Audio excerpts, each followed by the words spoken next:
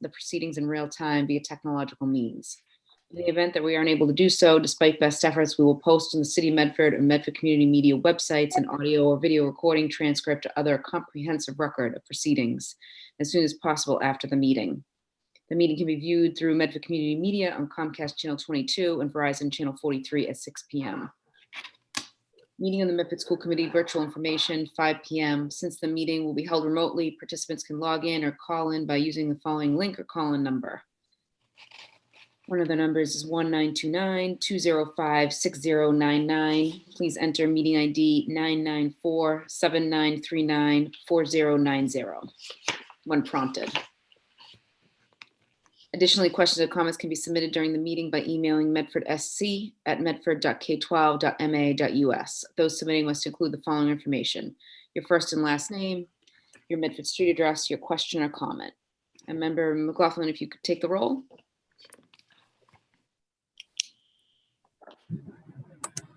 Member Graham. Here. Member Kretz. Yes, here. Member McLaughlin here. Member Mastone. Here. Member Rousseau. Here. Member Vanderklut. Present. Mayor Longo-Kern. Present, 7 present, none absent. If we may all rise to salute the flag. I pledge allegiance to the flag of the United States of America and to the republic for which it stands, one nation, under God, indivisible, with liberty and justice. From. And number 2, we have negotiations and legal matters and in executive session of the Medford School Committee pursuant to General Law 30A, Section 21A, to complete the negotiation process on the superintendent's contract. Is there a motion to go into executive session? So moved. Moved by Member Vanderklut, seconded by Member Rousseau. Roll call. Member Graham. Yes. Member Kretz. Yes. Member McLaughlin, yes. Member Mastone. Yes. Member Rousseau. Yes. Mayor Longo-Kern. Yes, 7 in the affirmative, 0 in the negative. We are going to move to executive session with Dr. Marisa Blavin.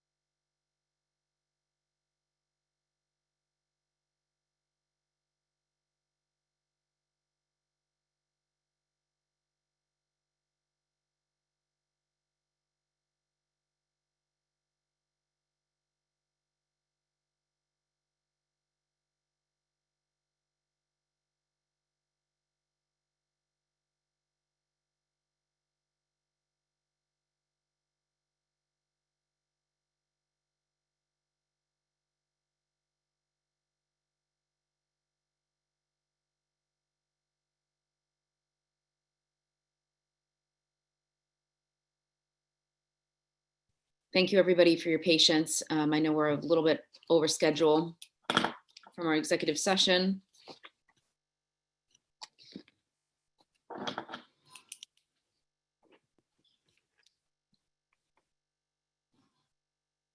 Dr. Cushing, we can just remove that from, let's see. There we go.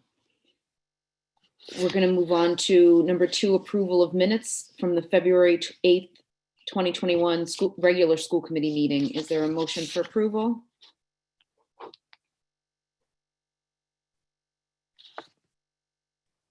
Motion for approval by member Vandekloot, seconded by Second. member Rousseau. Roll call.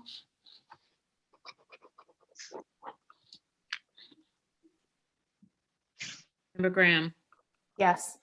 member Kratz, Member Kratz, if you just want to unmute yourself.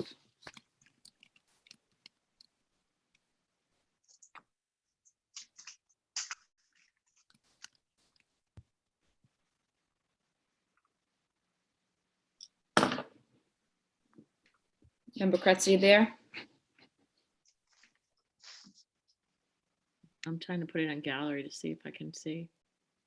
Oh, she's asking to unmute. She can't unmute. I know, I'm trying to press the button. Let's see. Let's say she's a co-host.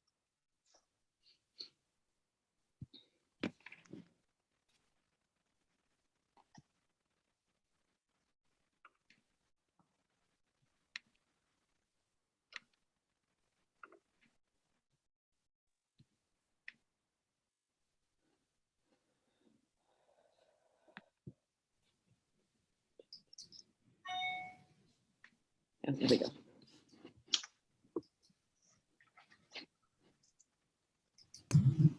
There you go, member Kratz. Okay, yep, sorry, I couldn't get to it, sorry. Yes, Member McLaughlin, yes. Member Mustone, Yes. member Rousseau, Yes. member Vandekloot, Yes. Mayor Longo-Kern. Yes, 7 in the affirmative, 0 in the negative. Minutes are approved. Number 3, we have approval of bills, transfer of funds, and approval of payrolls. Motion to approve. By member McLaughlin, seconded by second, roll call. Member Graham, Yes. member Kratz, yes, member McLaughlin, yes. Member Mustone, Yes. member Rousseau, Yes. member Vandekloot, Yes. Mayor Longo-Kern. Yes, 7 in the affirmative, 0 in the negative. Paper passes. Number 4, we have report of secretary, if there is one. No, there is no report of secretary. Number Mayor? 5, with yes, member Rousseau. Thank you. Could you just ask that whoever is taking minutes to note that our student representative, Colin Bailey, is actually in the meeting? Yes, Colin, Mr. Bailey, welcome. We will note that. Thank you. And number 5, we have reports of committees. First up is curriculum subcommittee from February 24th, 2021. Member Paula Vandekloot. Hi. So this is a very extensive, was an extensive meeting, so I'm going to condense the minutes for the purpose of just sort of summarizing the meeting. We had 2 presentations that evening. The first was from Molly Layden, Director of our technology. She spoke to the curriculum and what's covered in each of the grade levels. She also spoke to questions like what are her future goals. She wants to expand the library makerspace, expansion of student tech help desk, bring Girls Who Code Club to Medford Public Schools and build course pathways, full-time librarians in all schools with certified school librarian tech integration leaders. She did note that the department is light.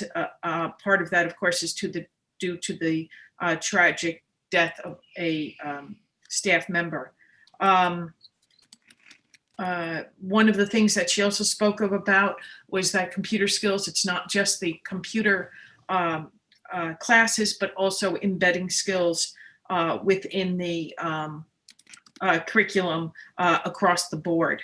So it's not a standalone.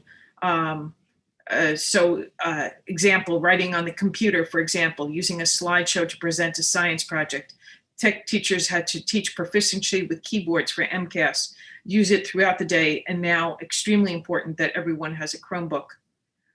So Member Graham asked about a new curriculum. Ms. Layden said, I don't think so. So this year and last year, we have supported staff and students how to use Google Classrooms, emails, online research tools. Some of those things will continue to evolve depending on needs, more a skill set than a set curriculum.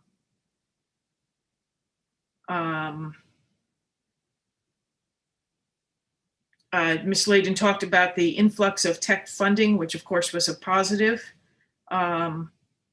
And I asked about how do we support our classroom teachers? Are we doing enough to support our teachers in areas they don't feel comfortable with Google Classroom, et cetera? Ms. Layden responded that library and tech teachers work hand in hand with classmates, teachers, reinforcing and assisting when needed.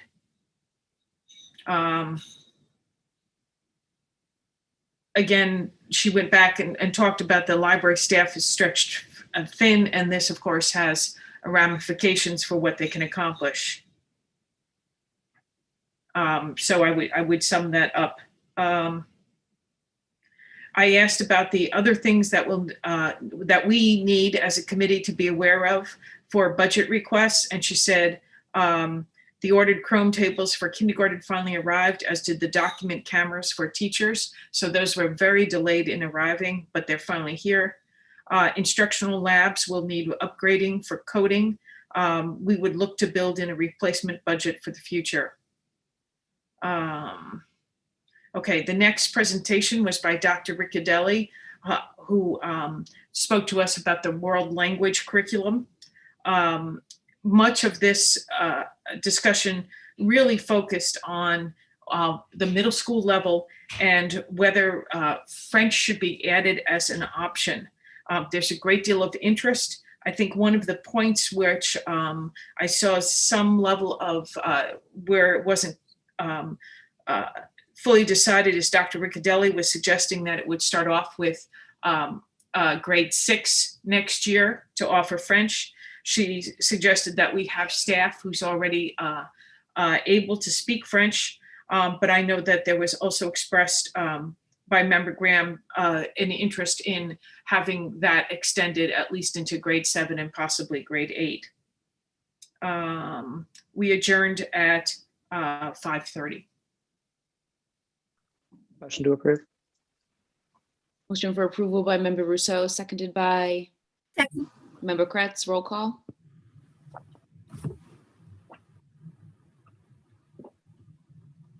Member Graham, Yes. Member Kretz, Yes.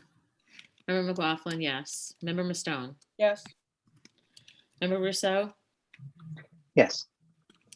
Member Vanderkloot, Yes. Mayor Longo Kern. Yes, 7 in the affirmative, 0 in the negative. Minutes are approved. Number 2, we have Committee of the Whole meeting, March 1st, 2021. Mayor Brianna Lungo Kern, recommendation to approve evaluation of Superintendent Maurice Edouard Vincent for the school year 2019-2020. At this meeting, we just discussed the evaluation with Dr. Edouard Vincent, who got amazing scores. We asked her to keep up the good work. Is there a motion for approval of those minutes? Motion to approve. Second. Motion for approval by Member McLaughlin, seconded by Member Kretz. Roll call. Member Graham, Yes. Member Kretz, Yes. Member McLaughlin, yes. Member Mastone, Yes. Member Rousseau. Yes. 7 in the affirmative. No, Member Vanderkloot, Yes. Mayor Longo Kern. Yes, sorry, got ahead of myself. 7 in the affirmative, 0 in the negative. Minutes are approved. Number 3, communications, stakeholder engagement in strategic planning subcommittee meeting, March 2nd, 2021. Member Jenny Graham, Chair.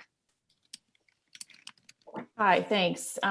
So we met on the 2nd of March, and the topics that we covered were really around infusing some community engagement into the work that the district has been doing to craft a strategic plan. We reviewed a plan and some options to host roundtables in early April, and we want to target the week of April 5th. And we would be hosting 2 roundtables, and the superintendent will circulate information about the details of that. But the roundtables would operate much like the roundtables we did back last spring, where we were talking about the reopening of school, and but would be focused on questions around the vision of where and the direction of the district, so that that community input could be pulled into the strategic planning work that is already underway. So we talked about having 2 90-minute sessions. One would start at 5 and one would start at 6:30, just to provide some small timing shifts for families. There'll be breakout rooms at each of the roundtable that will sort of operate identically and focus on the different levels and classifications of folks who may be interested in joining and have something to say specific to elementary or middle school, high school. We talked about a breakout room for our special education families. And we also talked about breakout rooms for those who need translations, much like we did in the spring.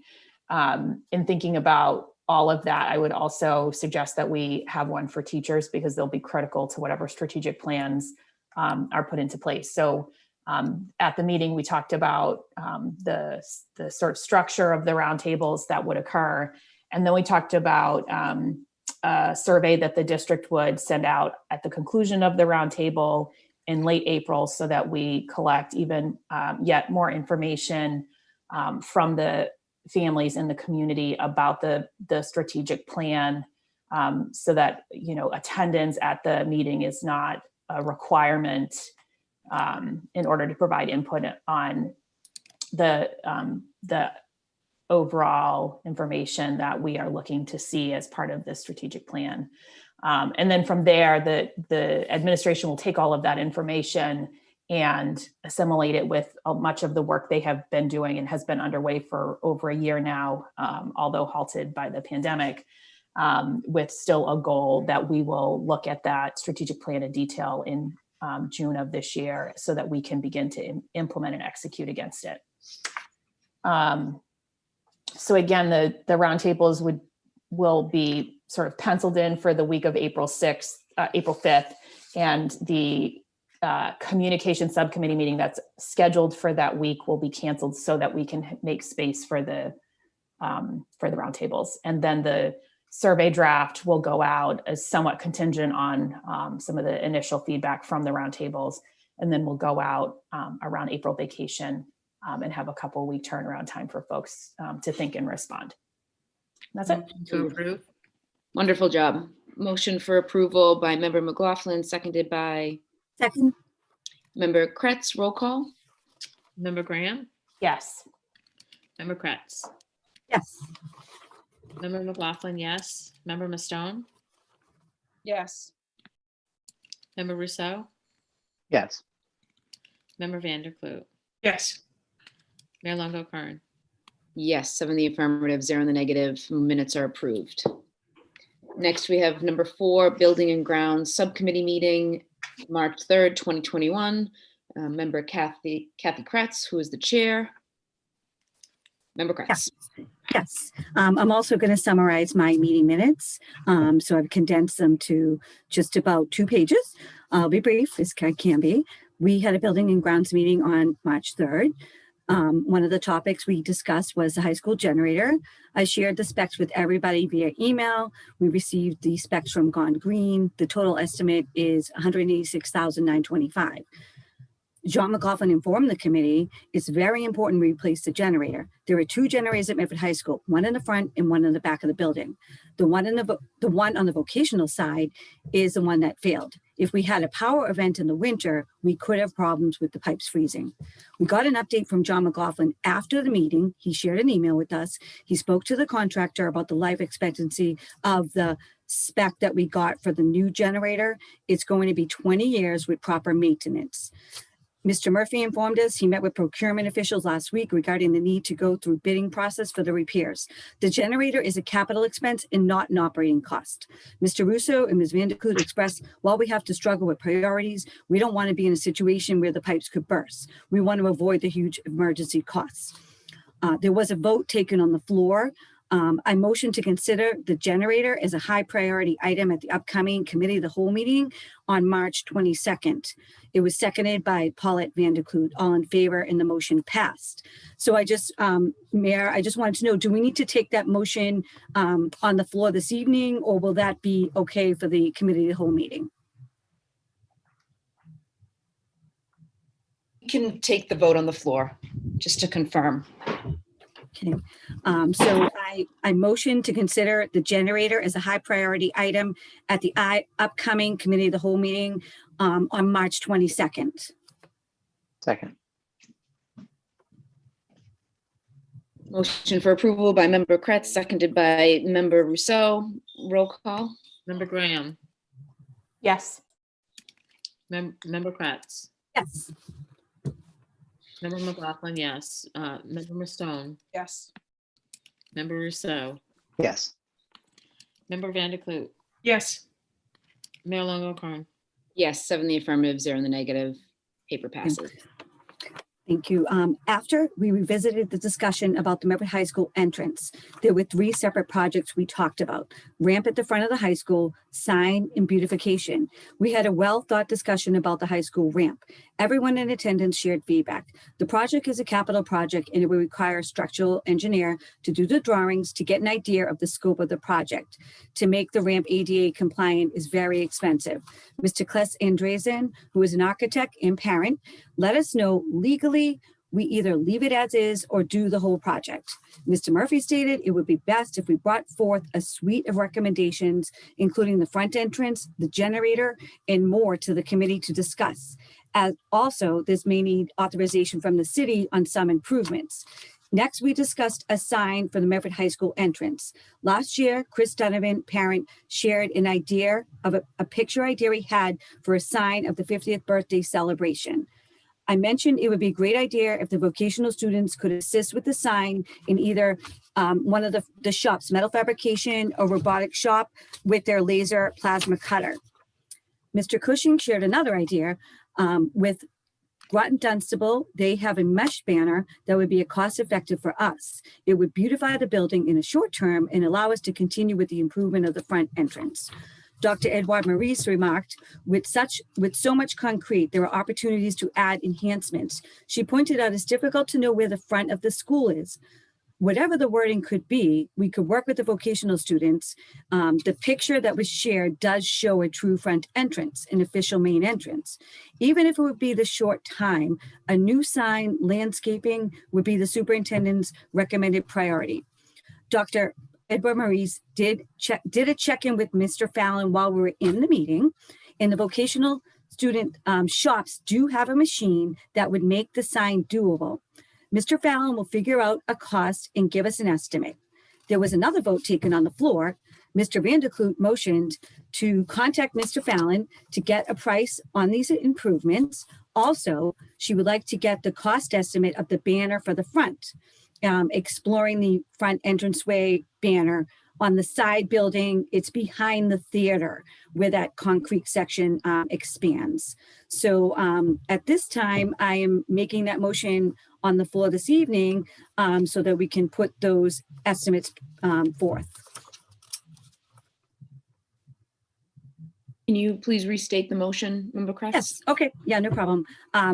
Ms. Vanderklut motioned to contact Principal Chad Fallon to get a price estimate on the improvements for the lettering on the front entrance of the school and also to get a cost estimate on the banner for the front of the school. And we're thinking, the banner, if we could get an estimate on the banner for the cement and a banner for the front entrance, just so that we can do a cost comparison.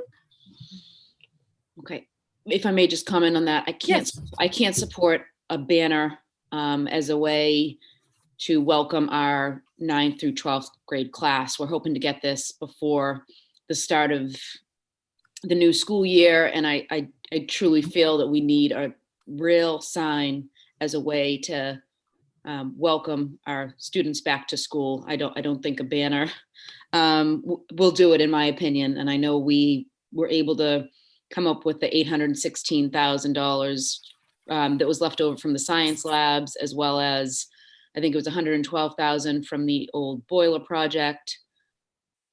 So I can't support a banner. I don't know if we Member Van de Kloot. So I always think that we had a discussion about sort of two different things. One was the front entrance and doing that with a sign and nice, as our community member presented. The other was looking into a banner that might go along the whole front of the building, just to add a little bit more sparkle, if you would, a little bit more, interest in it. I don't think right now we were getting to the point where it was just final, this is what we would do, but because there were cost concerns, like how much is a banner? I think that from my point of view, I was definitely interested in making the front of the school clear cut, name, nice, whatever. But if the banner is a not too expensive way of also bringing some excitement to the building, I think we should look into it. So just to get a price, so the motion. Yes, just to get a price, just to have an understanding of what we're talking about. Member Kretz? Yes, some point of information. So I don't know if I read it clearly, but so the first part of the motion was to contact Principal Fallon to ask if he could get an estimate on the lettering that was in the picture that I shared. It wouldn't be like, we haven't decided on the lettering and what's going to go on the lettering, whether it be Medford High School or Mustang Pride. That was just an idea that was shared with me because I'm the chairperson of the Building and Grounds Subcommittee. So that particular picture had lettering. It looked like it was made out of sheet metal. And the equipment that the two shops that I had mentioned, which was the robotics and automation and the metal fabrication shops, they do have a laser and a plasma cutter. And so those two machines, I believe, it might be possible for the vocational shops and or teachers and students possibly to create that lettering sign, which would go on the front of the front entrance high school where you go up on the ramp.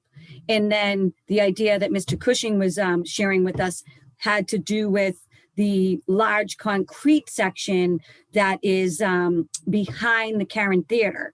So that all that concrete to brighten up that area, Mr. Cushing shared an idea of having a banner that might look nice, to cover up the concrete. And it might have, we just talked about ideas like having Mustangs running, or maybe Mustang Pride could go there with some Mustangs. And then the lettering would be on the front of the school with maybe Medford High School, so that there's a distinct front entrance. And I did ask about this. The lettering, would be able to taken down if we were to, have either the vocational students do it or an outside company, and that lettering could be then put on, a renovation in another area. If at some time, maybe 5 to 10 years from now, there is a full renovation, but the structure of the building itself is sound. So they might keep the original, structure. So, I do think that the estimates are for getting, prices on those so that at our next meeting, we can talk about the next part of the plan. Thank you, Member Kretz. So is there a motion for approval to just get estimates Motion to approve. by Member Van de Kloot, seconded by Second. Member Rousseau? Roll call? Member Graham, Yes. Member Kretz, Yes. Member McLaughlin, yes. Member Mastone, Yes. Member Rousseau, Yes.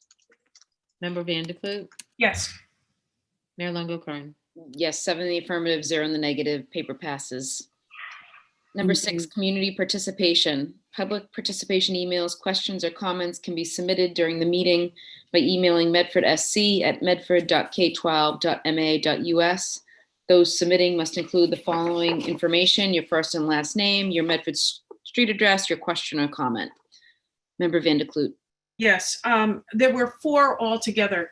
The first one I'm going to read has to do with MCAS. It was submitted by Eileen Manzel of 42 Winter Street. She writes, question, what are the new dates for MCAS testing? Are parents still able to opt out their children if they so choose? Sincerely, Eileen Manzel.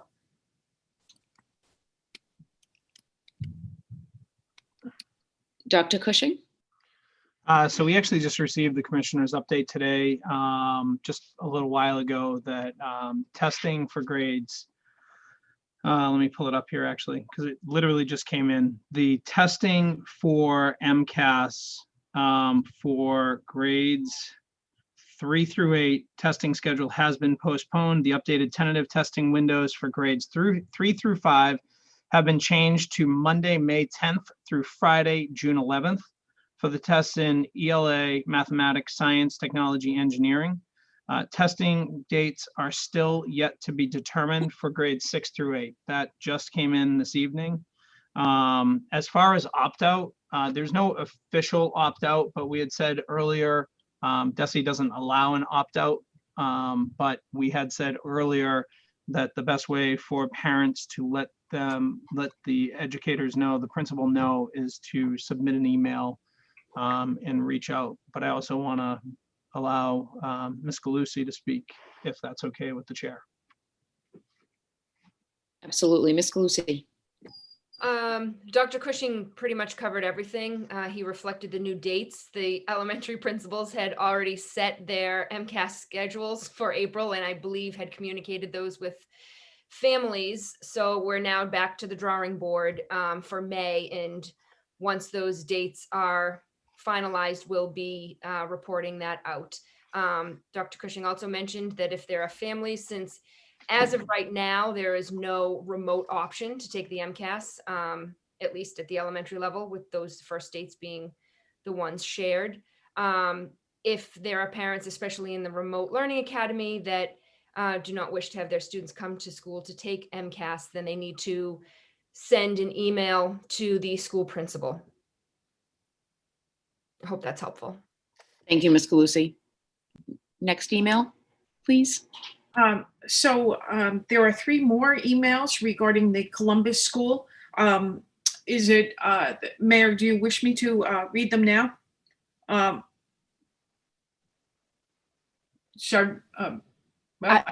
We have that 2 resolutions at the middle to end of our meeting, so I think we should probably save them, as others may want to comment as well. Okay, whatever what your preference is. Okay, thank you. And I'll keep on checking. Thank you very much, Member Van de Kloot. And next up, we have report of superintendent. Number 1 is superintendent's updates and comments. Dr. Edward Vincent. Good evening. Today is International Women's Day, a global day celebrating the social, economic, cultural, and political achievements of women, which began in 1911. This year, the theme is #ChooseChallenge. From challenge comes change. I am proud that Medford is a community that values female voices at the table. Celebrating women's achievements only helps to forge equality. Also, I have some positive news to share. This week's COVID-19 testing program, we administered over 2,700 tests. And I'm pleased to report that after 3 days of testing, our Mustang community yielded 0 positive cases. Additionally, earlier this week or last week, Governor Baker announced that teachers and staff in K-12 education and early education and care would soon be eligible to take their vaccine. So this is a critical next step toward restoring a sense of normalcy for our students and for all of Medford. So with the continued decline in virus positivity rates and the stated intention of the Commissioner of Ed to soon require modification around structured learning time, we are taking active steps to prepare for the likelihood of the increase of in-person instruction.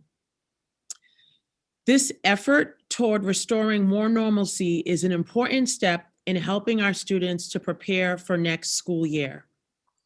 Obviously, our hope for next year will be to open and be continuing to provide instruction for the full week. Working towards that goal, preparation will begin to take place right now. We are continuing to wait for additional guidance this week from the commissioner regarding his announcement that was made on Friday.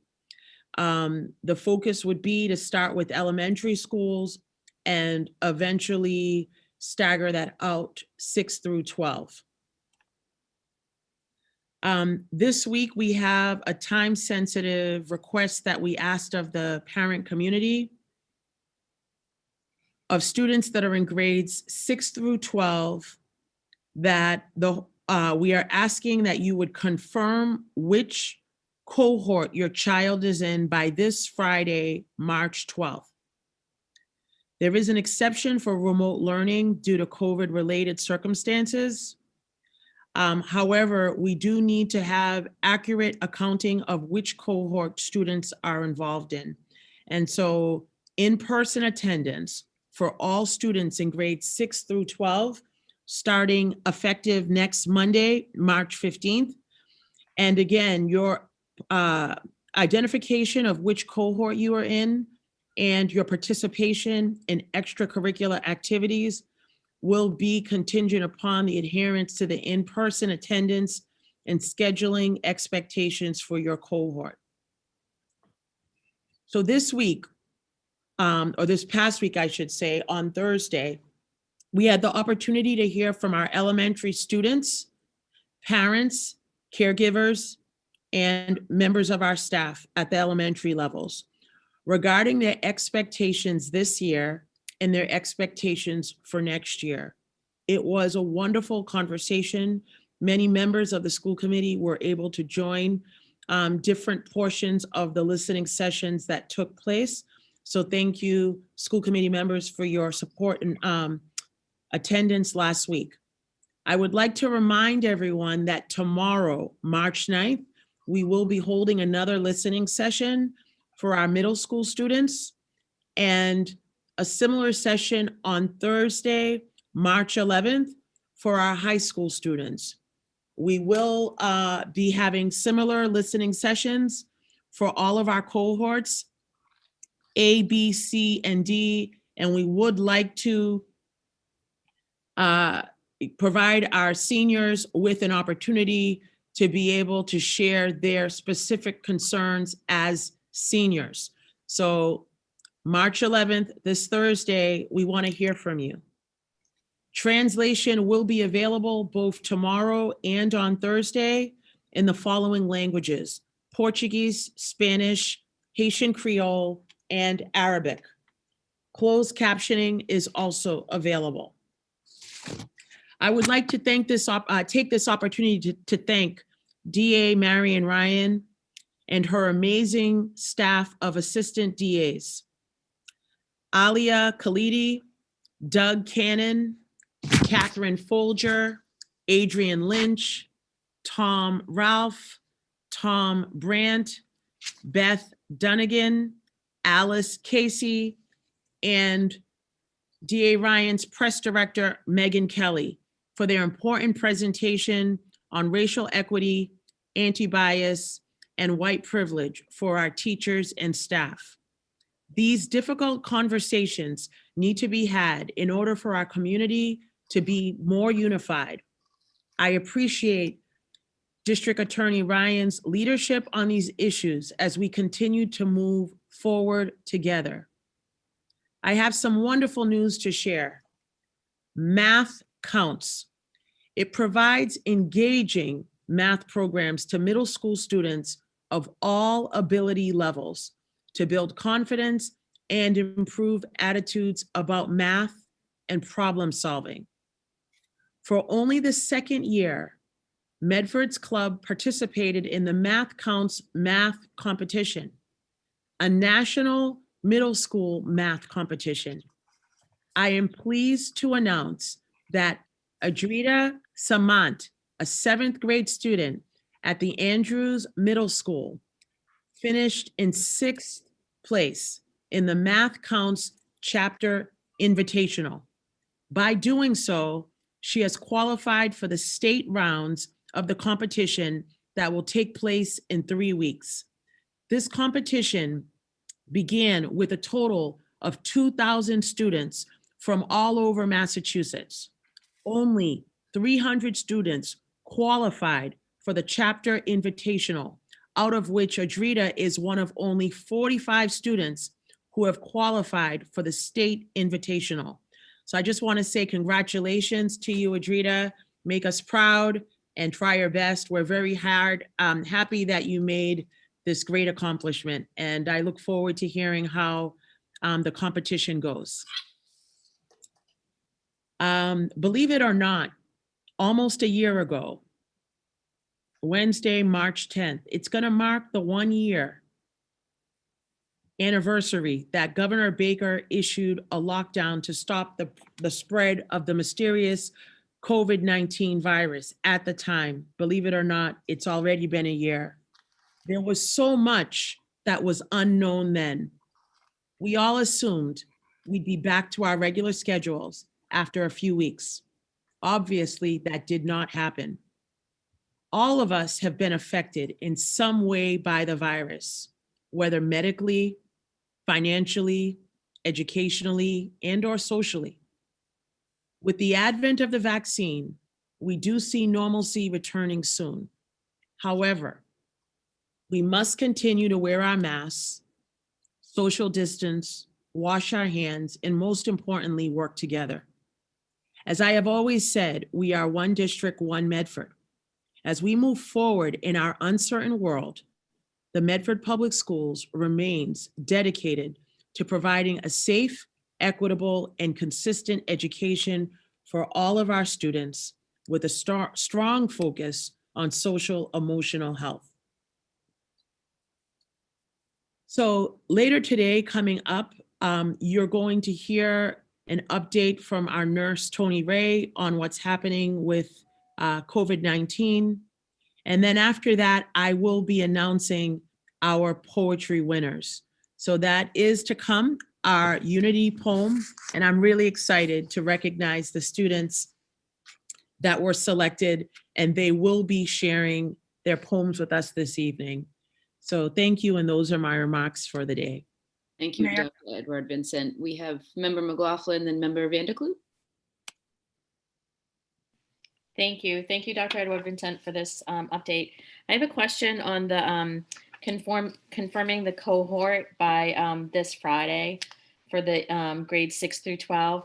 I did get a robocall about that today, and I wanted to ask more about that because I want to make sure that the community is understanding, if I'm understanding it correctly, that if you confirm your cohort, so for instance, if you're in cohort B going in on Monday and Tuesday, and you confirm that cohort this Friday, that you are that there's no changing that cohort. You don't have an option to go remote again for the rest of the year. Is that accurate, Dr. Edward Vincent? You're on mute. Unmute. Yes, Yes, that is accurate. One of the observations that that has been occurring, which prompted us to ask, notify parents and have them clarify what cohort their child is participating in, because we have students who are signed up for cohorts, cohort B or cohort C, and there was inconsistent attendance and participation. And so for the purposes of reporting to DESE and also having an accurate record of attendance and data, there are different codes. And so students would come one week and then go and be remote the following week and then come back another week. So there's been a lot of inconsistency. So this this declaration of cohorts is really mostly geared toward students that are in cohort B, cohort C, who are fluctuating back and forth between B and D or C and D. So there was a back and forth movement.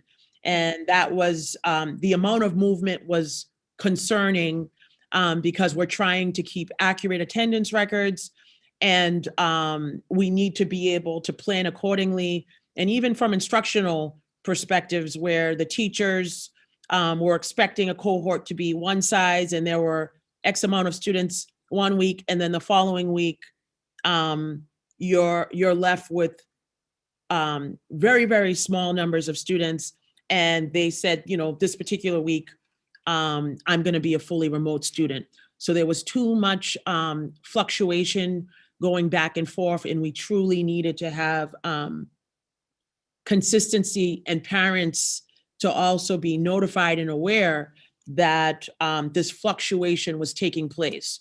So by parents making the declaration for us on this Friday, effective Monday, March 15th, when attendance is being documented and recorded, we're going to be using that new data to have it properly reflected.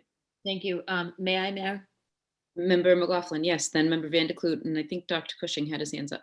Yeah, so I guess I want to unpack that a little bit, because there's two things. One is, I guess, how is attendance being taken before? Because I just actually had this question with our headmaster, and we'll reach out to the assistant, with our principal, and we'll reach out to the assistant principal for clarification. But for example, I just noticed, say, 5 absences on the last quarter, and it was like, that was a surprise. And so previously, obviously pre-pandemic, families would get robocalls home, your students are in school today. I understand that's not happening right now for a number of reasons. The process is part of it, I think.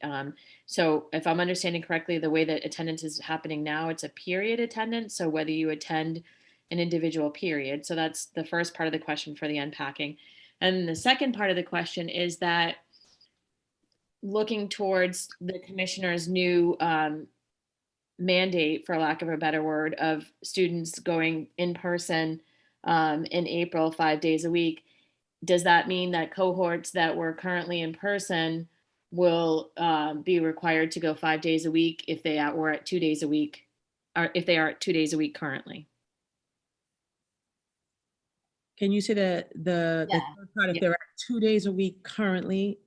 So in other words, is if you're in person currently in a hybrid program, and the commissioner says that students need to come back in person 5 days a week, will we be eliminating the hybrid program, making those in-person students 5 days a week?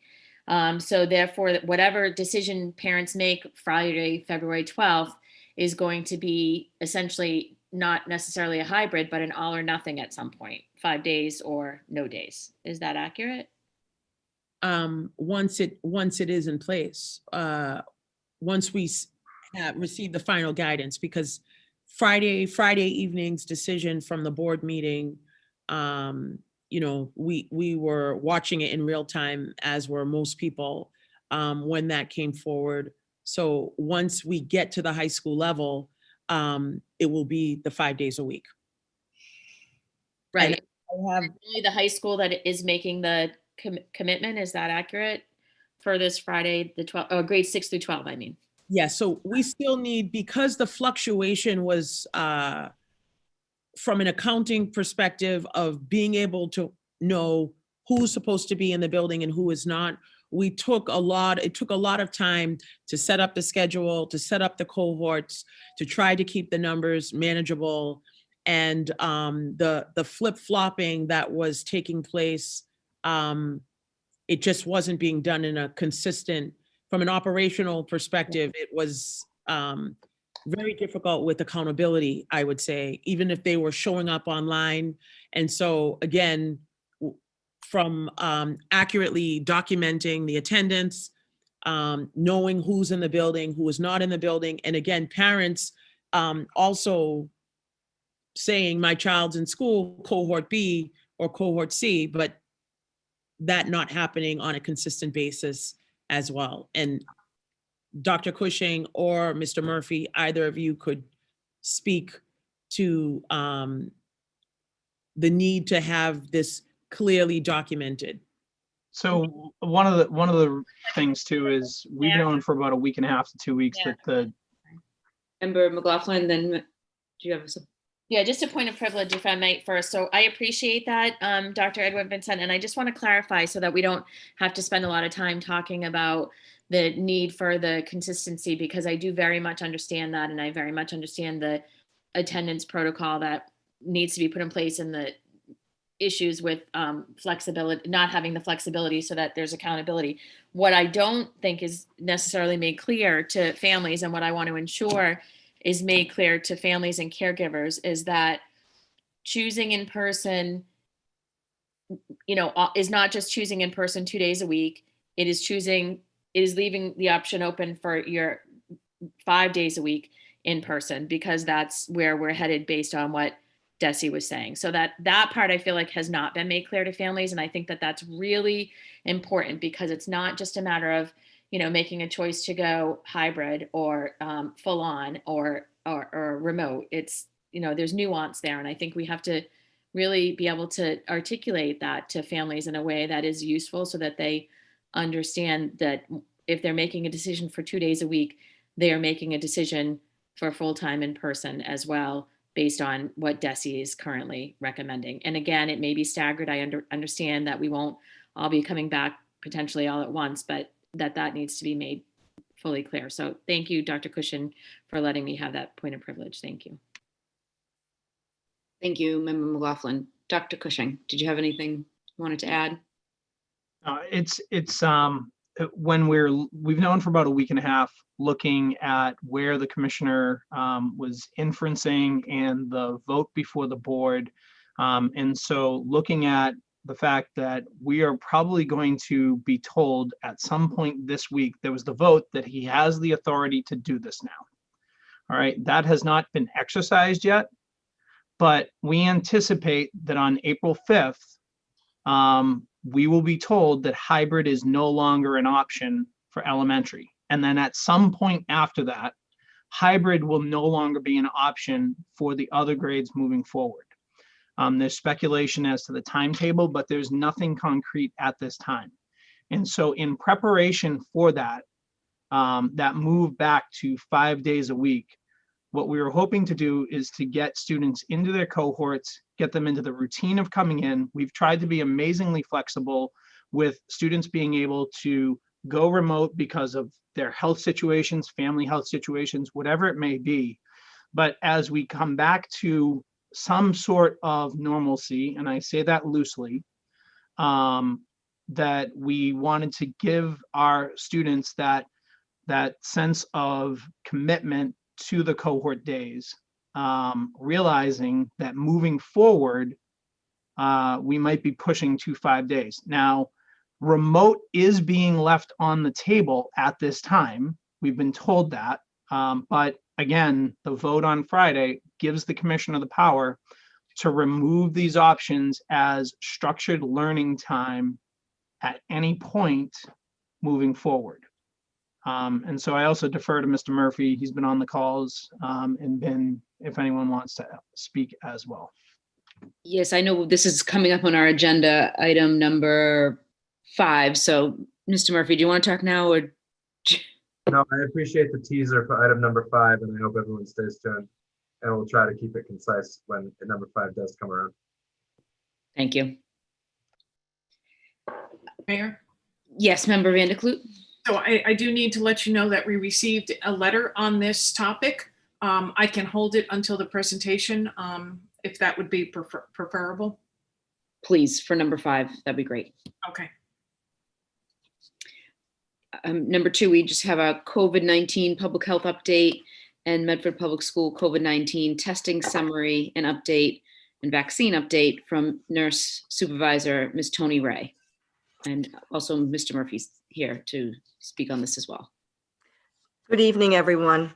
I'm happy to report positive information from the city of Medford's COVID data. Our average daily incidence rate has been decreasing steadily, and this week we are down to 16.7 cases per 100,000. So this rate maintains us in the yellow zone with a percent positivity rate of 0.78%. So we are very excited about that. Our school data reflects that decrease. We've administered over 5,300 COVID tests since February 22nd, when we returned from vacation, and we have had all negative test pools.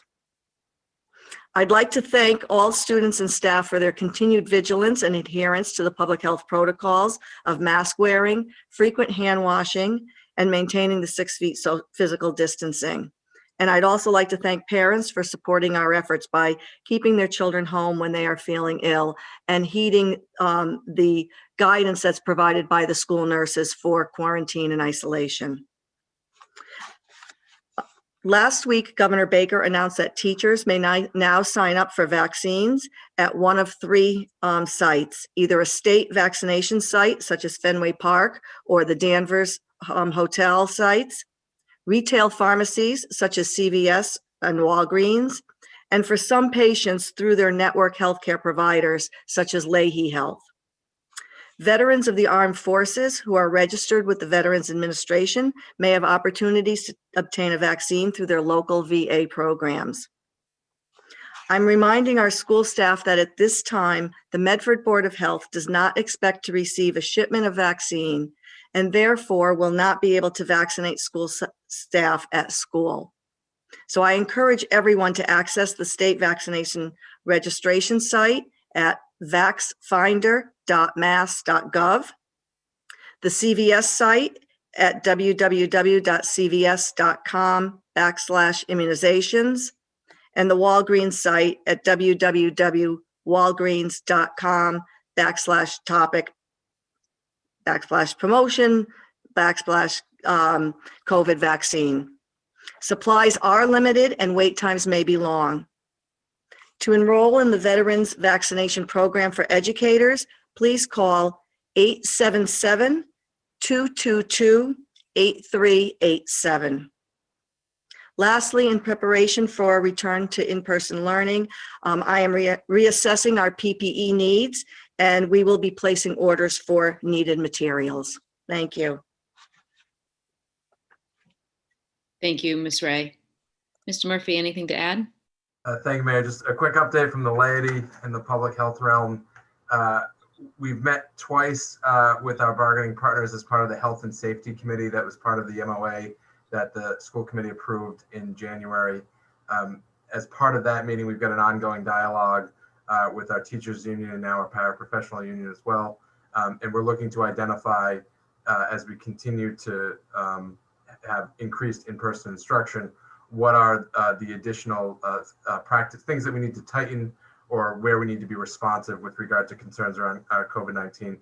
As part of that, we'll be rolling out a easy to use Google form that will allow staff to more easily identify their needs with respect to additional PPE or other materials that are part of our obligation to keep the buildings as safe as possible. As Ms. Ray said, our testing program continues. Our numbers are reflective of what we would expect to see based on the declining positivity within the community. And I'll just reaffirm what Tony said about our gratitude for people's vigilance and their continued participation in the testing program. Thank you, Thank you. Mr. Murphy. And if I can just piggyback, I know, Ms. Ray, you mentioned to go on MassVac's site or CVS to get tested because of the lack of vaccine that the city's receiving. I just want to let everybody know, about 10 days ago, we did put in a regional application to hopefully get some vaccines. That was with Somerville CHA and a number of surrounding communities to hopefully do some sort of clinic regional site at Tufts University with a few satellite sites. So we are trying. Thank you all. Next up, we have some fun. Number 3, announcement of winners of the Unity Poetry Contest. I'm going to turn it over to Dr. Edward Vincent. Yeah, so I'm so excited that March 8th is finally here and we are able to really recognize our young poets. So I'm really happy. Again, what birthed this was after listening to Amanda Gorman's speech at the inauguration. I was inspired, members of my team, to give our students an opportunity to showcase their poetry skill sets. And I am pleased to announce that we had close to 120 students submit poems. And we wanted to make sure for this particular assignment that we not only recognized our hybrid students, but we wanted to recognize our fully remote students as well at the elementary, middle, and high school levels. We had participation from our EL classes, and we had one section that we know some of the teachers supported students.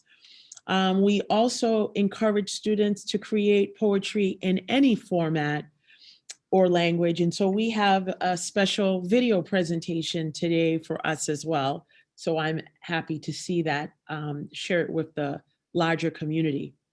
So I want to welcome our poets who are on the call tonight. I also want to welcome and congratulate once again Miss Shelby Espinola, who was our grade 1 student who entered our first poem.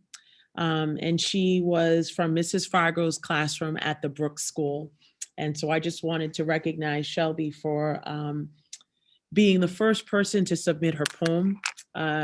We really appreciated that.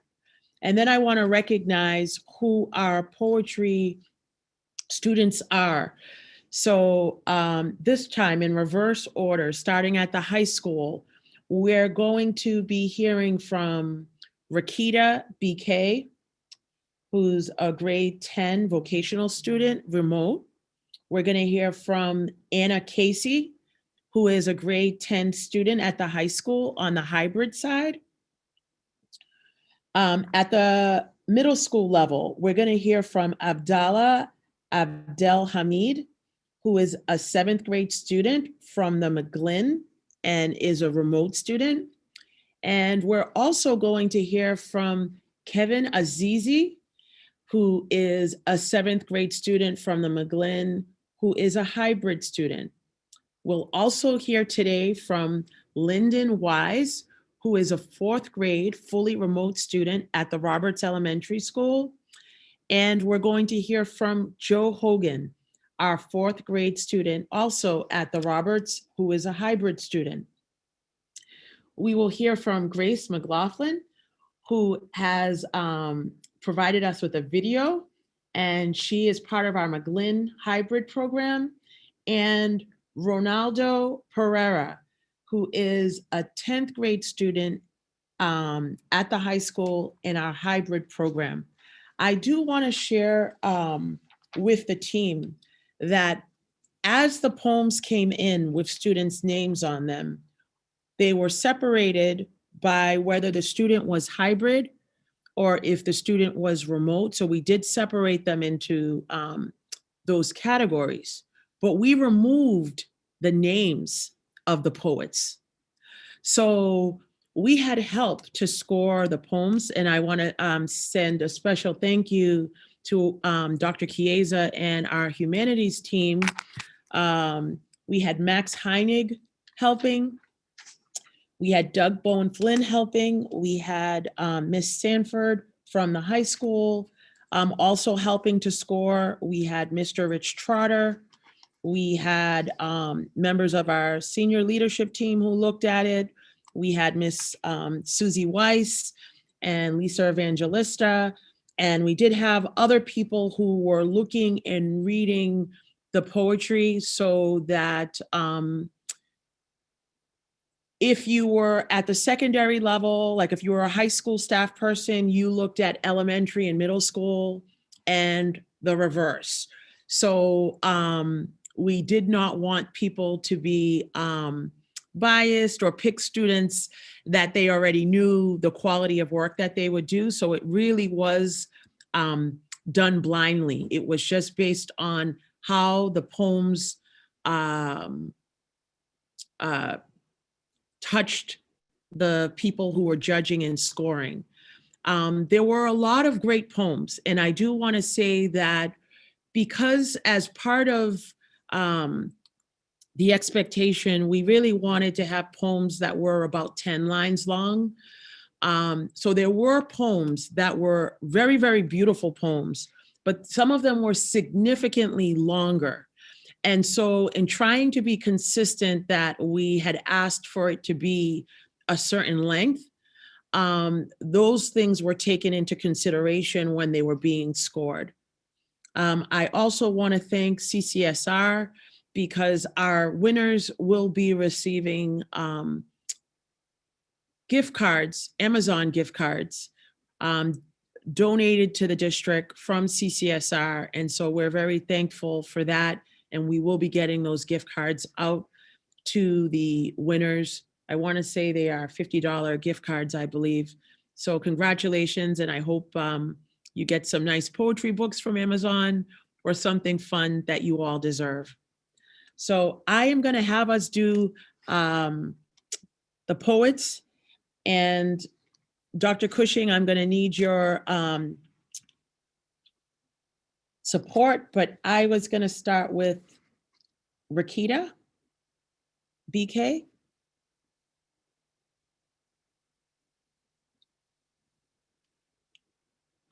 And I know we have 150 people on the call. If Trying the to make the students kids could, nervous. if the students could just start their video, that'll help me to find them. Rakita, if you're on the call, can you raise your hand using the reactions? And that might help us be able to talk quickly. I did look for the name. I couldn't find. Okay. How about Anna Casey? If you hear your name, raise your hand. Yes, hi, I'm here. Okay, let us find you, Anna. Wonderful. Congratulations. Thank you so much for this opportunity, Superintendent. Oh, you are welcome. You deserve it. You did the writing. So we are very excited to hear you share your poem with us. So thank you. You take it away, Anna. Okay. The title of my poem is called The Ally. The origin of one's name is salient, but it won't always be the common one. They can be rare and may seem different. Diversity is a beautiful thing. Names reflect the colors of one's culture. They open doors to new ideas and thoughts. Embrace someone who doesn't look like you. Diversity is a beautiful thing. Be the ally who takes time to listen and unites us with love and happiness. Thank you so much. Thank you. Wonderful job. Really, really great job. Thank you so much for sharing with us.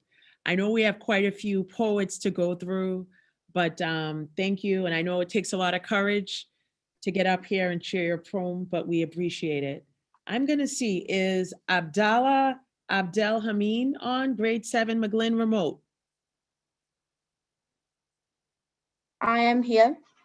Wonderful. Welcome. Wow. My poem is called Us. I'm gonna get started. We stand together, united as one. What we do affects all. We show who we are. We fight for freedom. We fight for equal rights. We fight to be known as one. We fight to be united. What we have fought for represents us. It represents our family. It represents our country. It represents us as one. Thank you, Abdallah. Wonderful Great job. job. Thank you so much. I want to ask for Kevin Azizi, McGlynn Hybrid.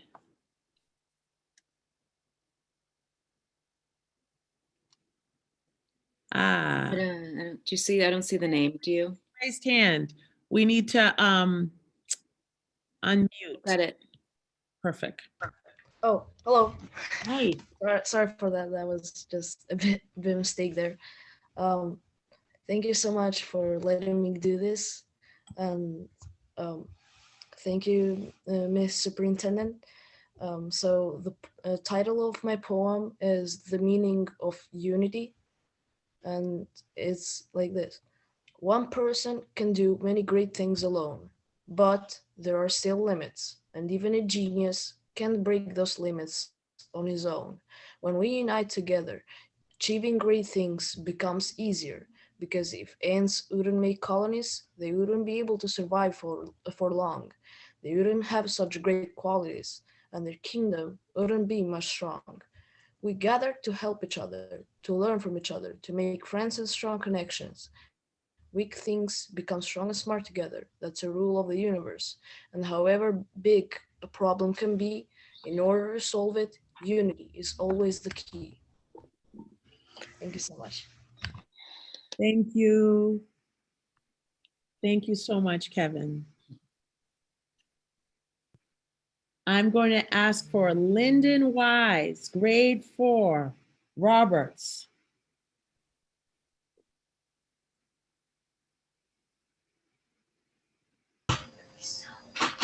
The name of my poem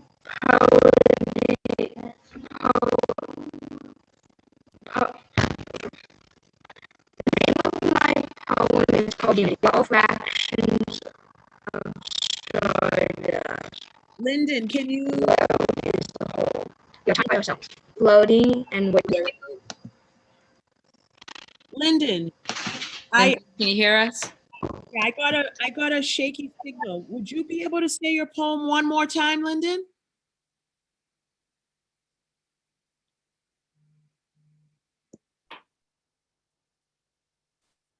Lyndon, can you hear me? He's muted again. Okay. Is it working? Can you hear him? That's a little better. We can hear you a little better. Try one more time. We are all fractions of stardust. The world is the whole. We are tiny by ourselves, floating and waiting to come together. When we unite, we can shine as bright as the sun. Unity makes the world warm and happy, and we can start right where we are. Unity is making rapid English muffins from scratch with my grandmother. Unity is making leaves with my neighbors. Unity is playing charity with my classmates. Unity is cleaning up the fields with my friends. Do not forget each other.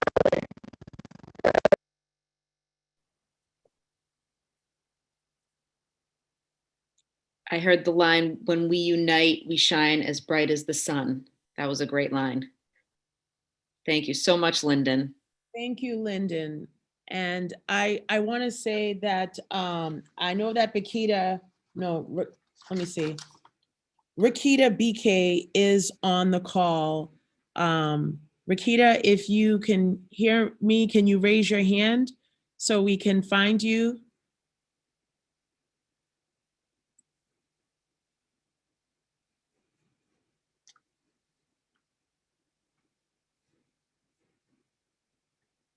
Rakita?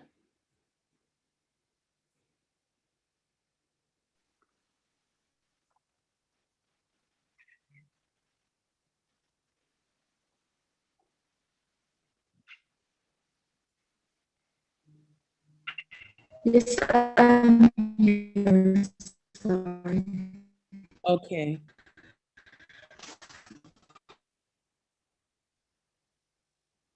Oh, Rakita's muted again. Hold on one second.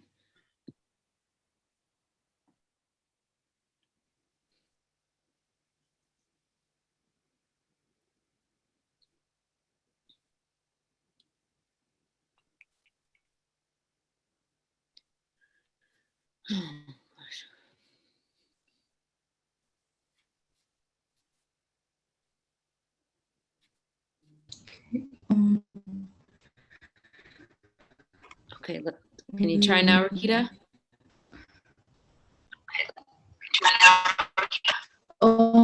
Yes, can you hear me clearly?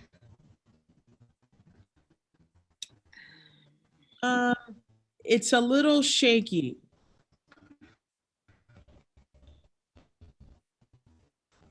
It's a little shaky. Can you try saying it again, Rakita?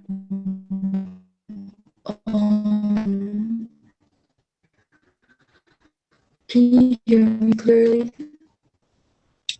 Not very clearly.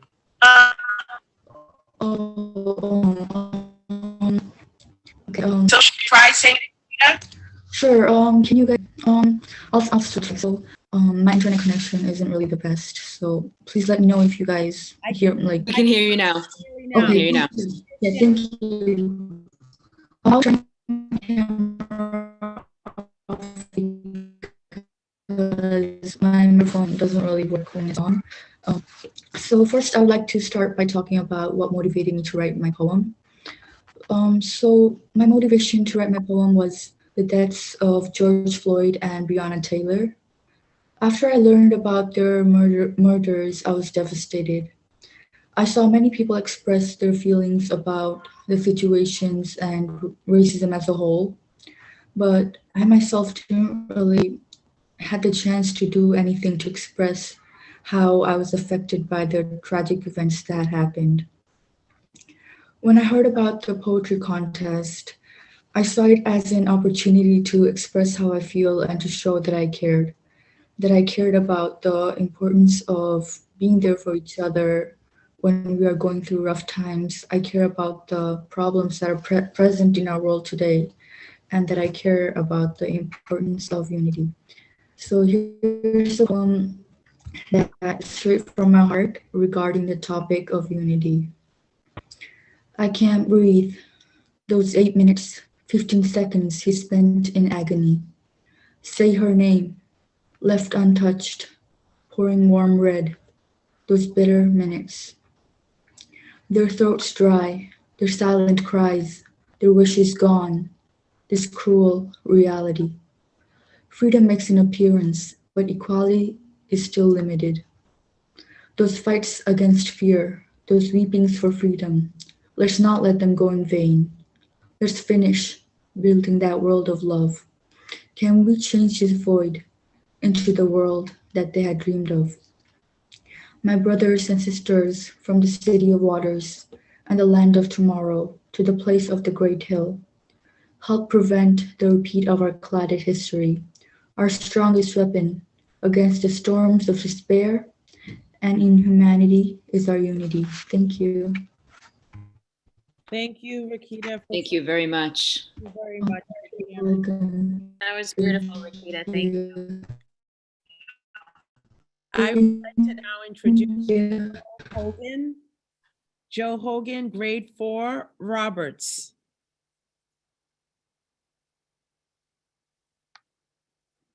Hi, that's me. Thank you for letting me be here. Oh wait, my video's off. Yeah, let's turn that video on. Okay, it's on now. Okay, so here's my poem. I do not want to inherit a world that does not stay united. The world's like blocks. Every time you unite them, they fall down again. If we can unite, the world will be like Legos. They stay together. Then I would want to inherit that world because it is united. So what world are we? A Lego or building block? We cannot be both. Thank you so much. Great job. Great job. Thank you for sharing your poem tonight.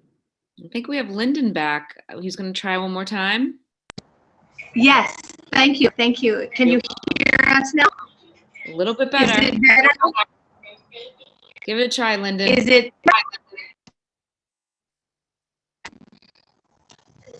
Sometimes if Stardust.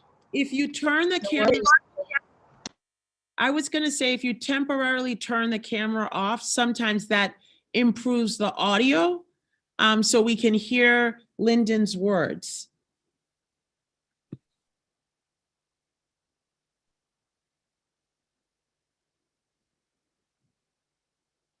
Okay.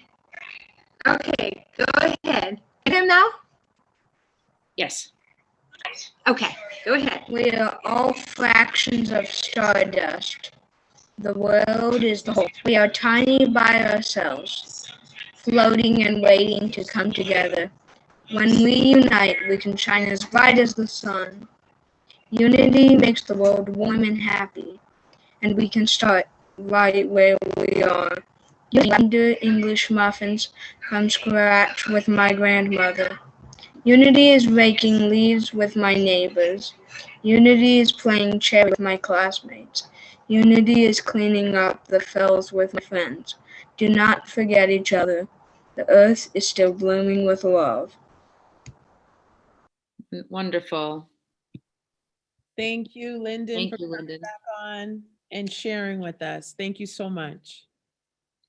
So we have a video right now, and this video is by Grace McLaughlin, and we're very happy. Dr. Cushing, are you able to cue the video up for us?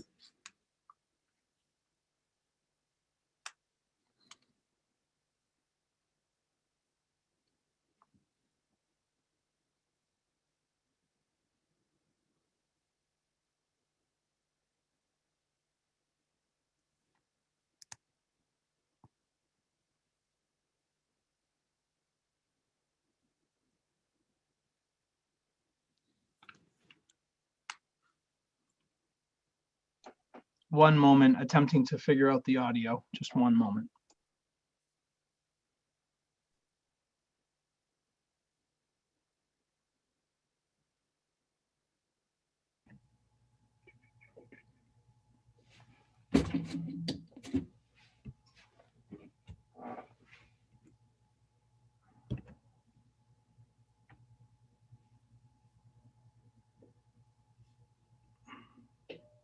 Here we go, Gracie.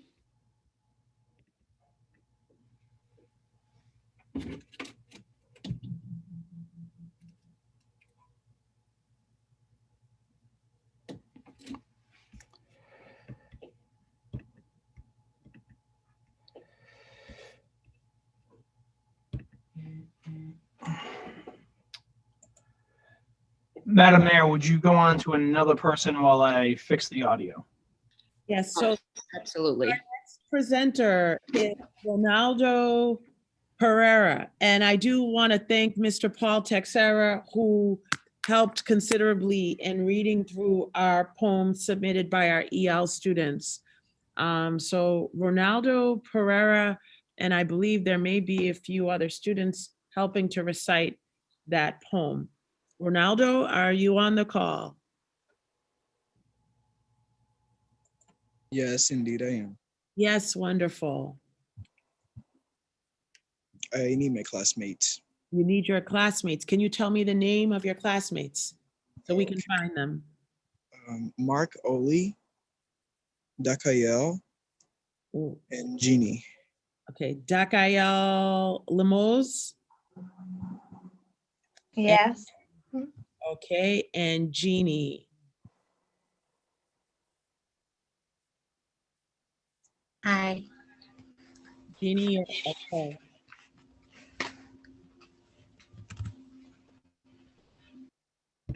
You're on. Hey, Ronaldo.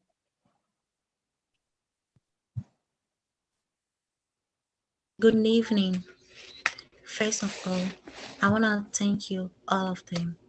And I want to thank Ms. Sonido for this opportunity. It's our pleasure to introduce ourselves.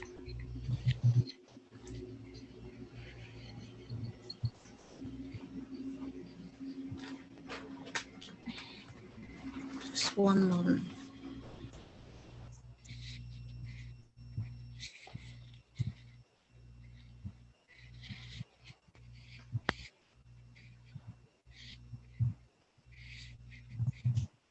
Ronaldo, can you hear us?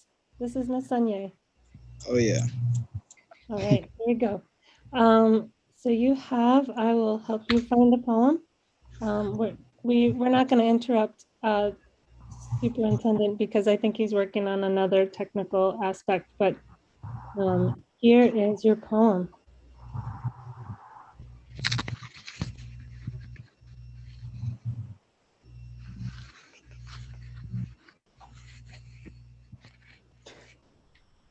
Did you want to introduce it first, Ronaldo, or would you like to just go ahead and start? I'm gonna start this poem. I'm gonna read it all, and then I'm gonna talk a little bit about it.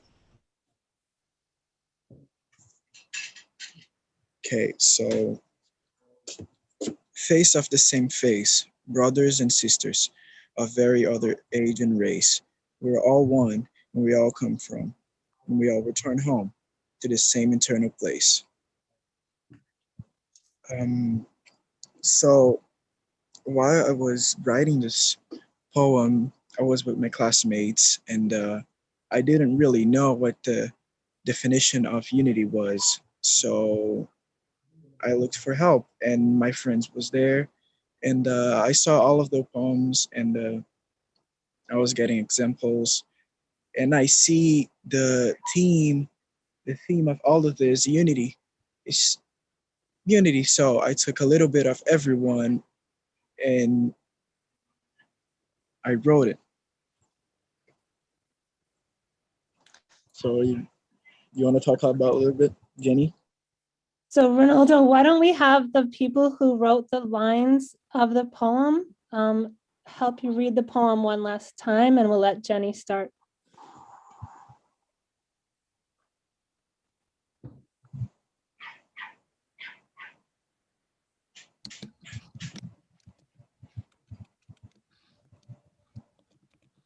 The title of our poem is called Unity. Face of the same face.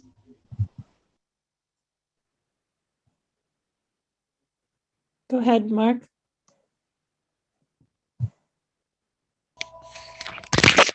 Of every other age and race, we are all one. And we all come from. And we all come from, and we all return home. To the same eternal place. Nice job.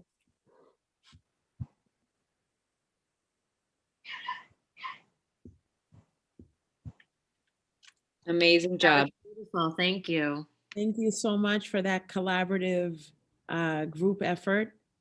I want to thank again all of our poets who participated in submitting poems. We are going to be posting all the poems that were submitted and recognizing everyone. We know that we can't formally we're going to have a bracelet and other ways to acknowledge the students that participated in the Unity poem, and they will be receiving that. But we wanted to specifically call out those who were selected as winners. And so Dr. Cushing has our final poetry piece to present from us, from Grace McLaughlin. Dr. Cushing? What does unity mean? Unity means what? All a group together. A group together, right? No matter if you're white or black or if you have Down syndrome. Unity means all together. No matter what. No matter. Right. Yeah.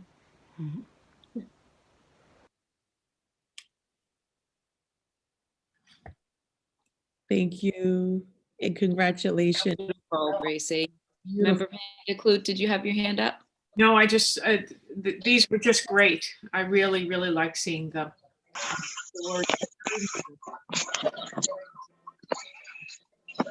Member McLaughlin? Yes, I just wanted to say thank you. Those are beautiful and good medicine. So thank you all very much to the students. And thank Yes.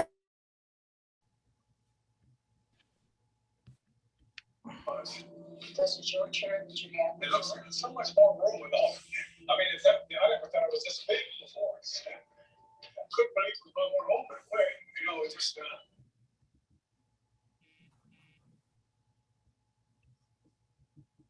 Sorry about that. Well, yeah, go ahead. Sorry, Member Kratz, I think we got under control. Okay, did you hear me? Okay, I'll say it again. Thank you to all the students. All the poems were beautifully written and inspirational. You're all talented poets. Incredible job to everyone. Thank you all. Wonderful job, everybody. Thank you. And thank you to our superintendent for having the idea. It was wonderful. Next, we have number 4, report on the McGlynn Middle School by Principal Nick Tucci. You have 5 minutes, Nick.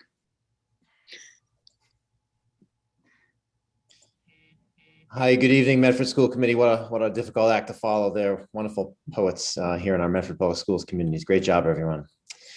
Last year, our school site council, made up of students, teachers, caregivers, and administrators, worked diligently to develop our school's mission statement. And it reads as follows. The McGlynn Middle School's mission is to provide all students with an education in a safe and respectful learning environment that meets the needs of the whole child, empowering them to reach their potential as learners. In a collaborative and rigorous learning environment, students are challenged to be critical thinkers. The McGlynn Middle School celebrates diversity in an inclusive and equitable learning environment designed to foster student growth and achievement. Our school strives to develop engaged, contributing citizens in society by emphasizing the importance of personal integrity and a drive to become lifelong learners. Well, as leader of our school, in the midst of the most challenging of years, I can truthfully state that we've held ourselves to this mission and will continue to strive towards meeting and exceeding our mission in the future. I give a tremendous amount of credit to our students, families, and staff that have stepped up to meet the demands and challenges of this school year. Let me first begin by acknowledging our middle school students and families. Our 444 students have proven to be resilient in adapting to the expectations of this year. Currently, we have 171 students learning remotely, while 273 students participate in our hybrid learning track. As you all know, all students started off learning remotely for the first few weeks of the school year in September. But after just a few weeks of remote learning, we welcome back students in cohort A. At the McGlynn Middle School, this was a sizable amount of students made up of groups of special education students, level 1 and 2 English language learners, and homeless students. Shortly thereafter, we transitioned back our 6th graders to hybrid learning, followed by our 7th and 8th graders. As a result of strategic scheduling, we designed a system that enabled students and families to choose between remote learning or hybrid learning. And we've been supportive and flexible in honoring the decisions of families to move between the remote or hybrid learning models depending upon their unique needs. Students have been scheduled in cohorts and pods and have traveled from class to class in the same pods in order to prevent cross-contamination and to contain a potential outbreak of COVID-related cases. Students have had to adapt to new routines and expectations for participating and engaging in their hybrid and remote learning. Collectively, they've done amazing work. Our levels of student engagement with both hybrid and remote learning have improved tremendously as a result of the structures and systems that have put in place.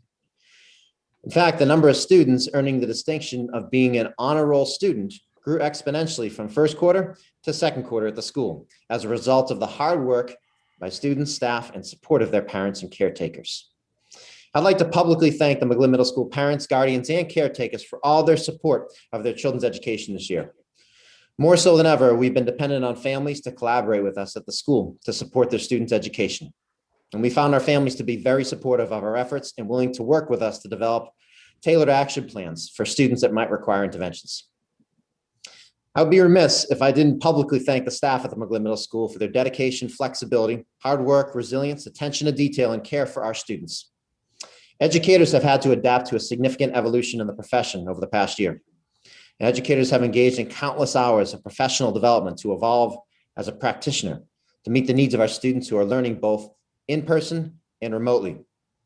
In addition, our educators have been focused on targeted professional development throughout the year on topics of racial equity, cultural proficiency, integration of new technology resources in the classroom, and supporting students who present with anxiety. Educators have been able to successfully integrate multiple technology platforms into their classrooms to support them and meet the needs of our learners. Educators have upheld the rituals, routines, and practices in our building to maintain the safety-related protocols that have been put in place in order to keep everybody safe from the spread of COVID. Our custodians, they work diligently over the summertime in order to reorient the building to respond to the nature of operating schools under the constraints of 6 feet of physical distancing. Custodians consistently clean, disinfect, and sanitize every square foot of the building while in operation and during times when students and staff are not in the building to help prevent the spread of disease. Our team of nurses have gone above and beyond this school year to prevent the spread of disease and to respond to the challenges associated with contact tracing, implementing COVID testing for both elementary and middle school students at our school, and supporting the health needs of our students on a daily basis.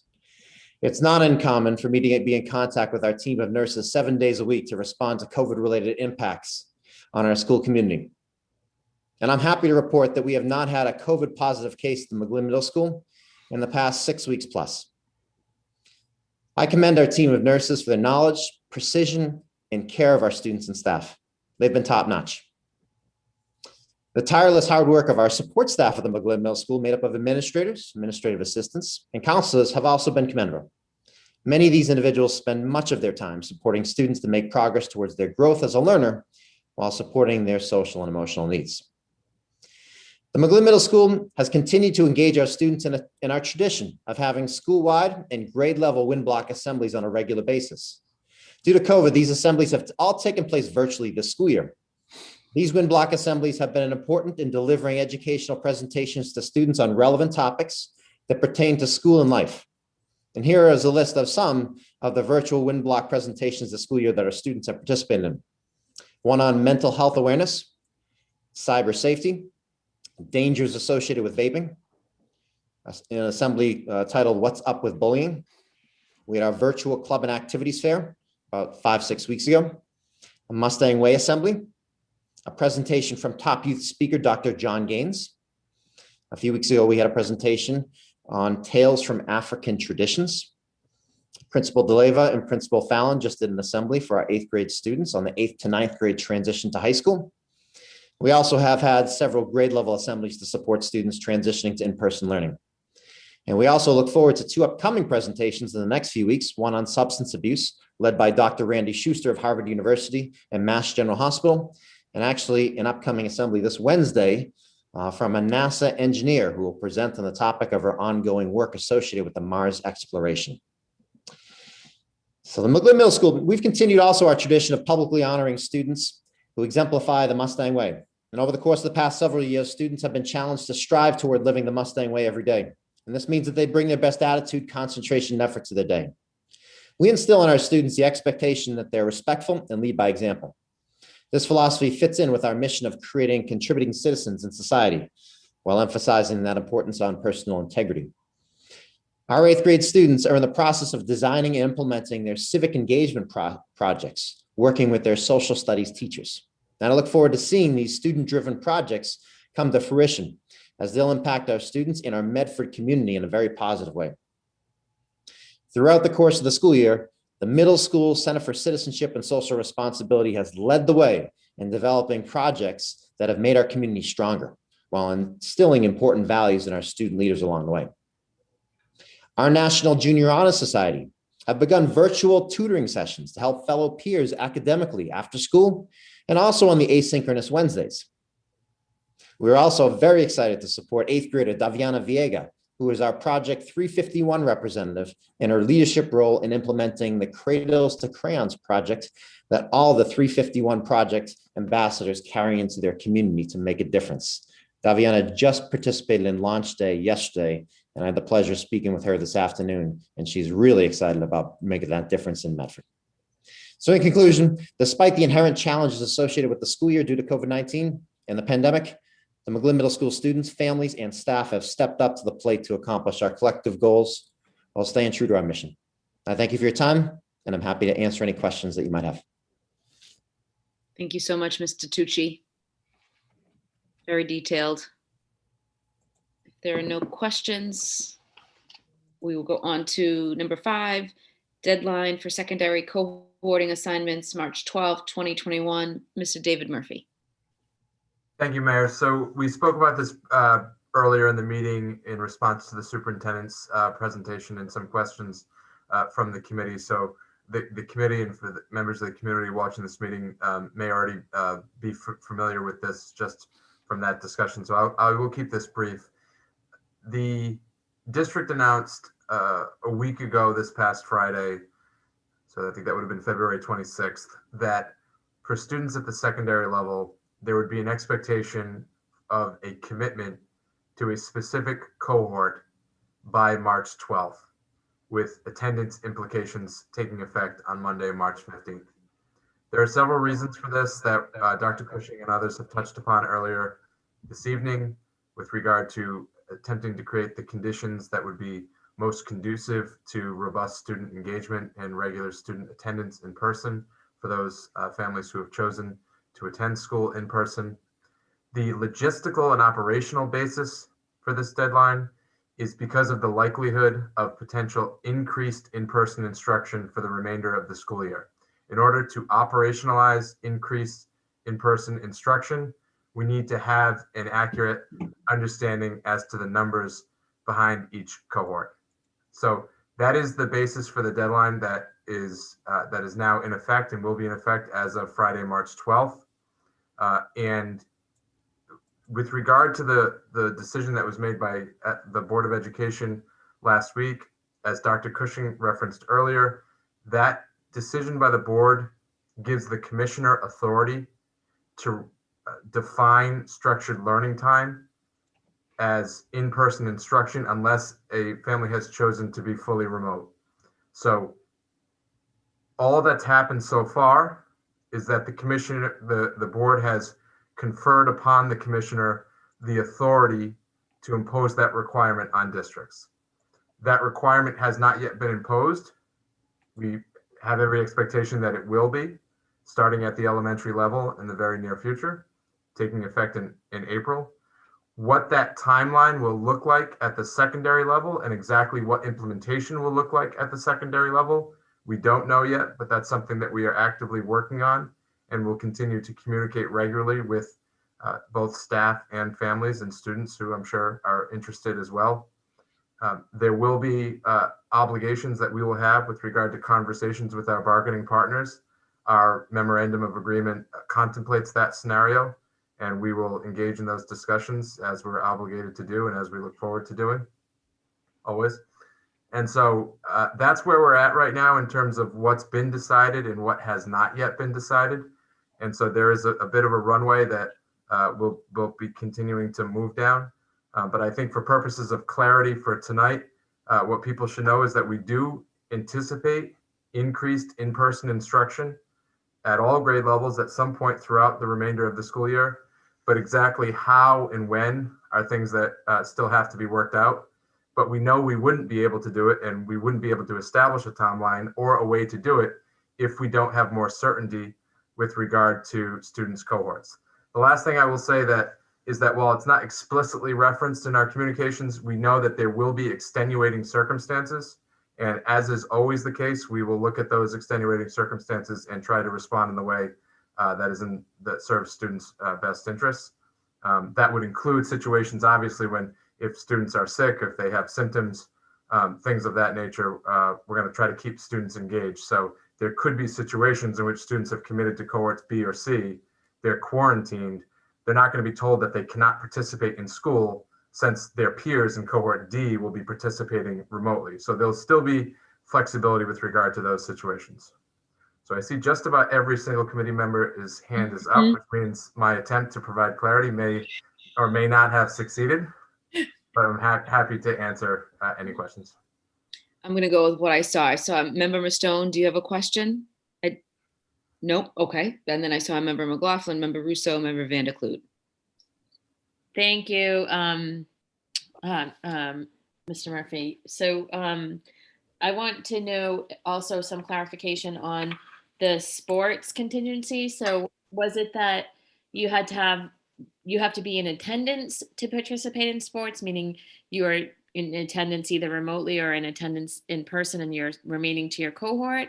Or as some people I think mistakenly thought, do you have to be an in-person student to participate in sports? That's a great question. And if that is a piece of confusion, it's something that we can double down on with regard to the communication. But if a student chooses cohort D, meaning they are fully remote, then they can still participate in sports, contingent upon being in attendance remotely in class and participating in the COVID-19 testing program. But provided those two conditions are met, then the students are welcome to participate in all extracurricular activities, including athletics.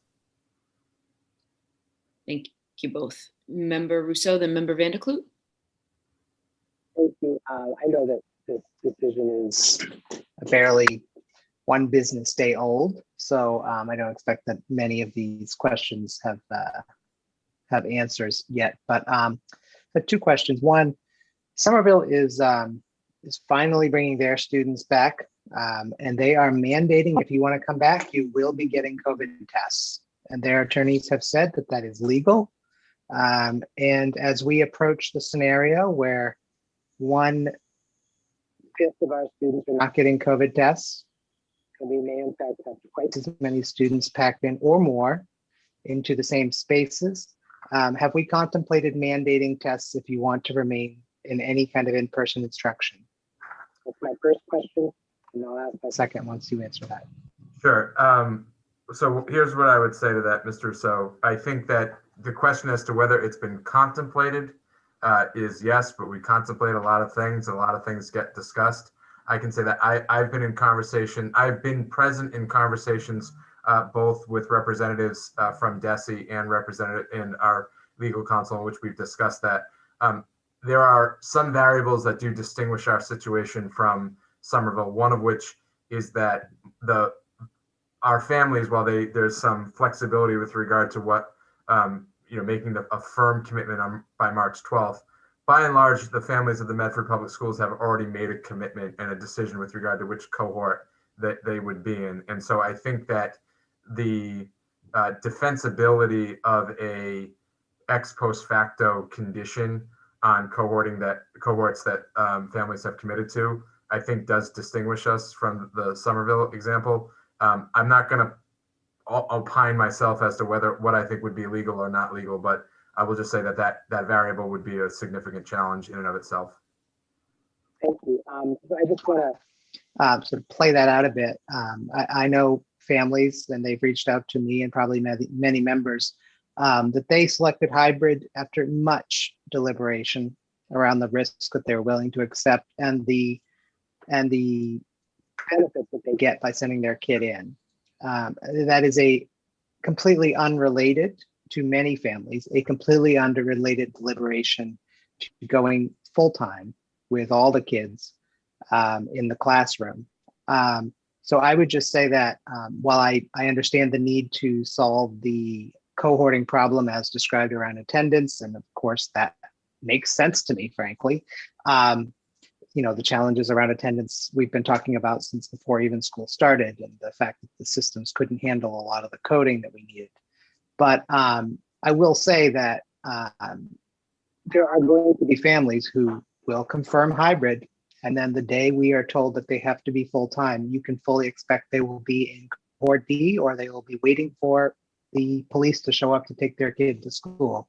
And I literally saw that and heard that exact sentiment on Facebook. Families that were willing to deal with the risk of being in a class with 2 or 3 other kids, because some of those classes at the high school, you've around, sometimes it looks like there's nobody in there at all.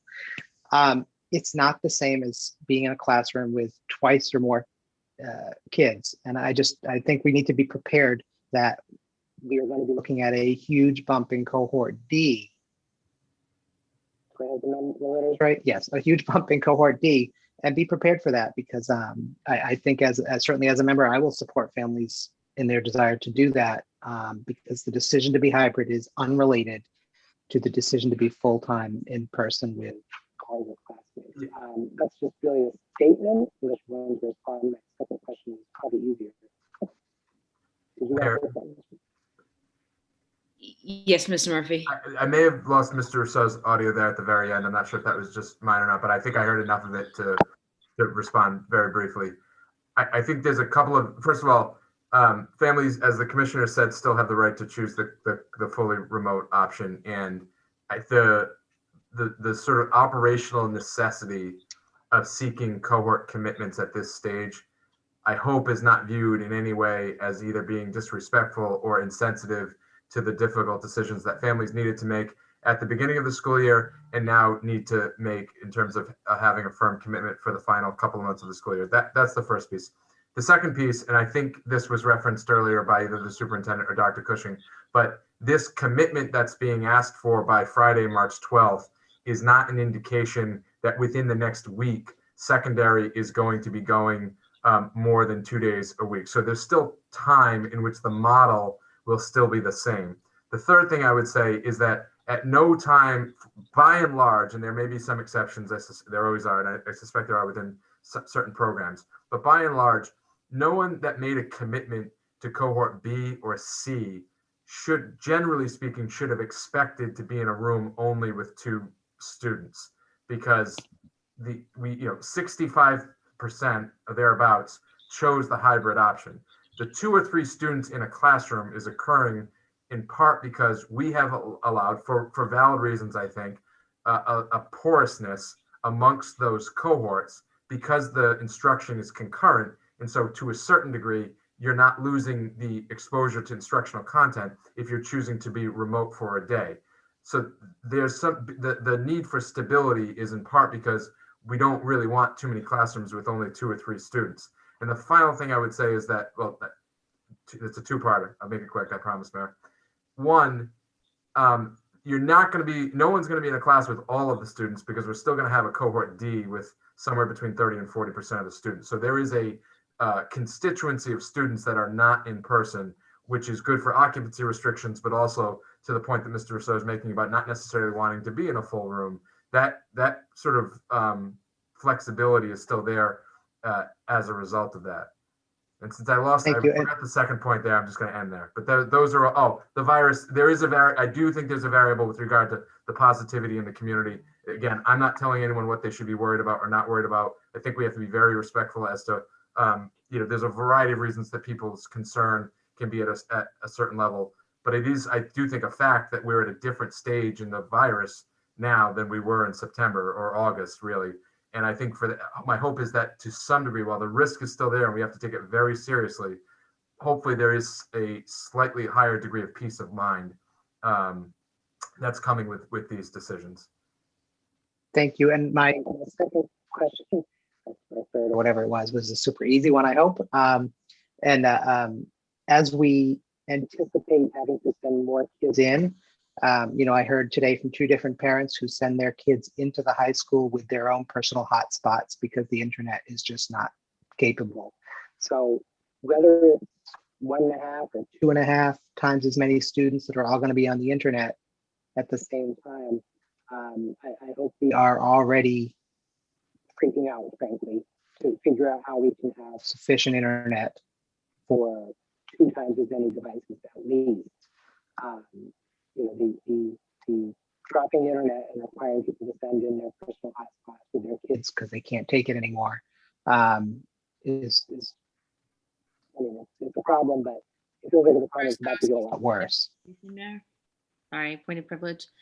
Point of privilege. Member McLaughlin. Member Rousseau, your audio is very muddled. We're not able to hear you. I'm not sure what the issue is, but you're coming in and out and very muddled. So I think I got it. It was choppy again, but I'm pretty sure I was able to get enough of it. Mr. Murphy, that's very impressive. I might have been reading lips. All there. right. I think the issue is with regard to as increased students come in, are we going to have more problems or challenges with regard to our technology infrastructure? Our issue should not be a capacity one. There are additional risks that come in as we change those variables, and it's a greater impact, obviously, if the network shuts down in a building and there are more students in the building. So it's proportional in that sense. But due to the increased cabling and the increased capacity that we've experienced, we should, it's the more students alone should not be a variable that exacerbates that risk. I don't know if Dr. Cushing wants to add anything on, or if I mischaracterized that. No, actually, it's a great characterization. I would ask that if anyone is having internet issues, to have them contact the principal, myself. And the reason why I ask that is we've really been able to see that a lot of the issues are with students who are bringing their personal devices that are then on the guest network. The guest network, in the event that there is some type of a problem, the guest network is the first thing that we cut loose. And we maintain the district-owned Chromebooks, the district-owned MacBooks that teachers are using, and those types of devices to maintain the integrity and security of the network. A significant amount of resources have gone into upgrading the wireless network, both in expanded hotspots and Cat6 wiring at the high school. So I would ask that those people reach out to us, and if it is a student device, then maybe we can swap out the student device, meaning the district-owned student device, with a newer model.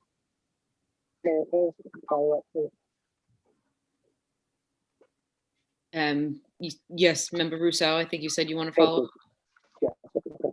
Are we saying that, over the summer, as the entire planet tried to buy Chromebooks and other devices, and those of us that had the resources went out and spent $1,000 on a MacBook Air for our kids, so that there were in fact enough devices available for everybody else, that $1,000 investment, if I send my kid to school with Dad, here's a $300 Chromebook instead. I mean, that's really can't be the message, because I'll be angry as a parent.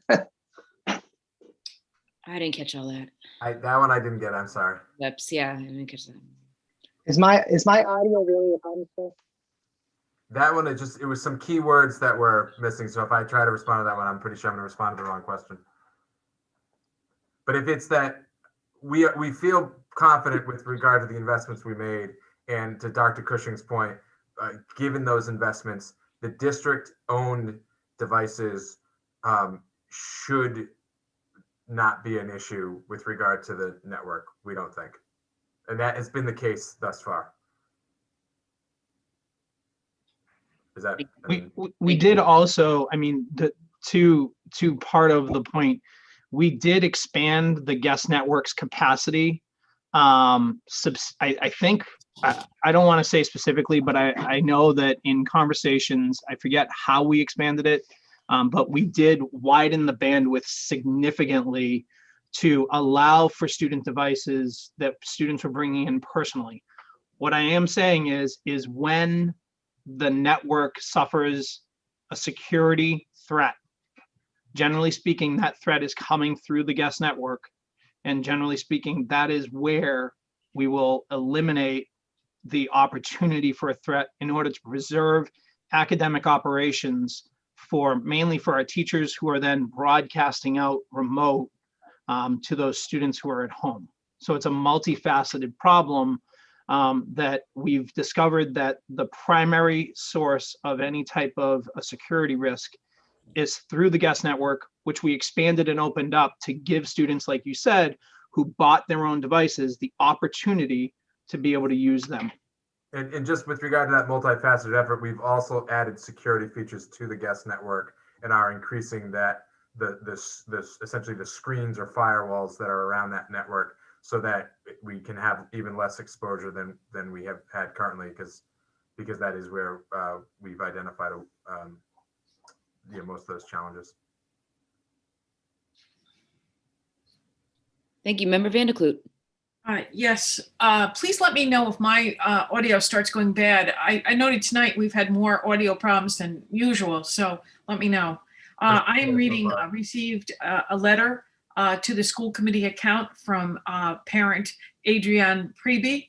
I'm going to paraphrase it since many of the things were answered, but I think it's important for you to hear her viewpoint. She says, "My name is Adrienne Preby of 61 Locust Street. I sent this to school administrators but did not receive a reply, so I'm sending it here. The decision to take away a family's choice in switching back and forth from hybrid to remote, as they feel is safest for them, due to the ever-shifting nature of COVID case counts, is a clear breach of trust of families. How exactly do you intend to enforce this policy after March 18th? She does ask whether we have considered asking a waiver. I think most importantly, though, the thing I want to mention is she says, additionally, all communications about this new policy only add that families will be able to remain fully remote as an afterthought, barely emphasizing this crucial fact. And she feels that this is trying to pressure families into choosing the in-person learning model. So I'm not certain, I know what exactly, whether that was the last thing said or the first, but I just want to make it clear that to parents that they can choose the remote model, and we're anticipating that they could stay in the remote model to the end of this year. Is that correct? That's what the commissioner said, and that's our position as well. Okay. Thank you. Member Vandekloot, I would also say that at no time this year have we pressured anybody. We have maintained that these are family choices dependent upon family situations, dependent on the medical situations. And at no time have we pressured anyone to do anything other than hopefully get tested through the school's program. Please do that. But it is your choice. And I guess the best way to say it is it's a menu option that the state provided to us. They are now removing potentially that menu option. And so if you want to order off menu, there could be consequences for a district that expressly allows hybrid moving forward. And so we are not forcing anyone to make a choice. Yeah. So I really think that what she's saying is that because maybe in our communication, she saw the emphasis on, yes, you can stay fully remote, as maybe not front and center at the beginning. But I think we've made it clear tonight. I would just say respectfully, it's not front and center because the folks that have chosen cohorts B or C are having this variable, a significant variable changed from how they're currently operating. And so as Dr. Cushing said, and as we've said, I think in every presentation we've made, yes, they definitely have the option, and it's an option that we as an organization respect, to remain in cohort D. This communication, and I think the subsequent communications, as including to the robocalls and the letters that went out today or on Friday, are emphasizing the changed variable for the constituency that is we know is affected. It may very well be the case that some individuals in cohorts B and C choose, as a result of the deadline and the prospect of being in more than 2 days a week, choose to go remote. Again, that's a choice that I understand all this. I'm just relaying that the parent feels that the this change is not something she's happy with, and she did not feel that it was emphasized that she could stay. That's all I'm saying. I agree. I don't think it was. It's not a point of her words, not mine. That is not a point of emphasis in this communication. That is a true statement. Thank you. Both. Number 6, we have recommendation to approve memorandum of agreement between the Medford Public Schools and the Medford Paraprofessionals Association governing working conditions for the 2020-2021 school year. Dr. Maurice Edouard Vincent. Yes. So similar to our teachers MOA, the paraprofessional MOA is finally being ratified, or to officially announce the working conditions that the paras have been working under since the school year began.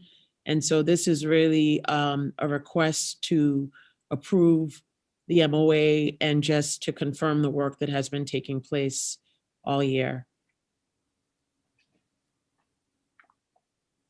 Thank you very much, Dr. Edward Vincent. Is there a motion? Motion to approve. Motion to approve by Member Rousseau, seconded by Second. Member Graham. Roll call.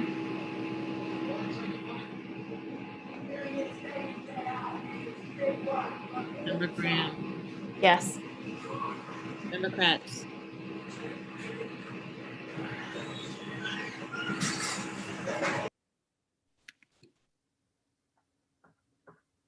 Member Kratz, Yes.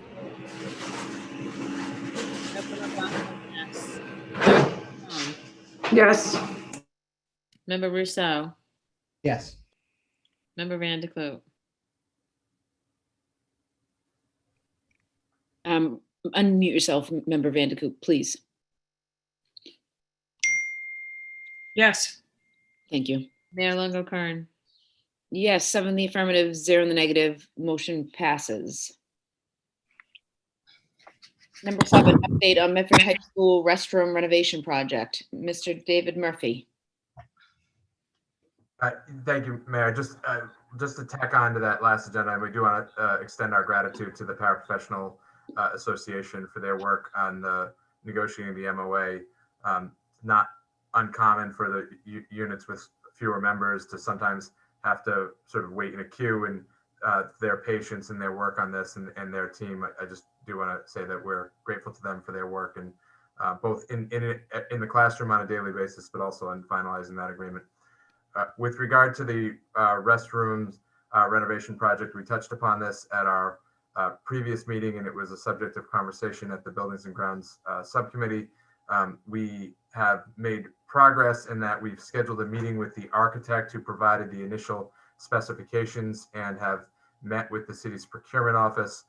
We'll be meeting with the architect in person here at the high school on Wednesday, both to take a walkthrough of the relevant restrooms and to spell out the additional specification that we need and that we've been advised needs to be included in the invitation to bid under Chapter 149 that we're hopeful will be issued within the next, I'm going to say a week, although I may be getting a little ahead of the procurement office and I don't want to do that. So within the next 1 to 2 weeks, we expect that invitation to bid will be issued.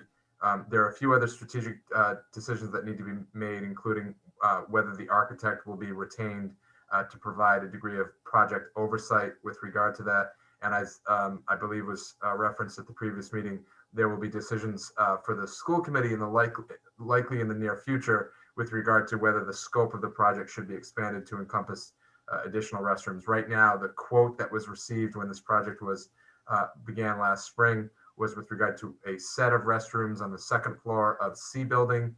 That's what the quote was for. That's what, as of today, the invitation to bid under Chapter 149 would be based on. And we're going to include in our conversations with the architect this week as to what variables, if any, would have to be modified if the scope of that bid were to expand. The likelihood, those of us that have looked at the project and have been digging through the specifications, is that the bathrooms are nearly identical. And so we have a general sense. The question is really whether, if scaled up, there could be some savings realized through efficiency. But that's a decision that we'll come back to the committee with to discuss sometime in the coming weeks.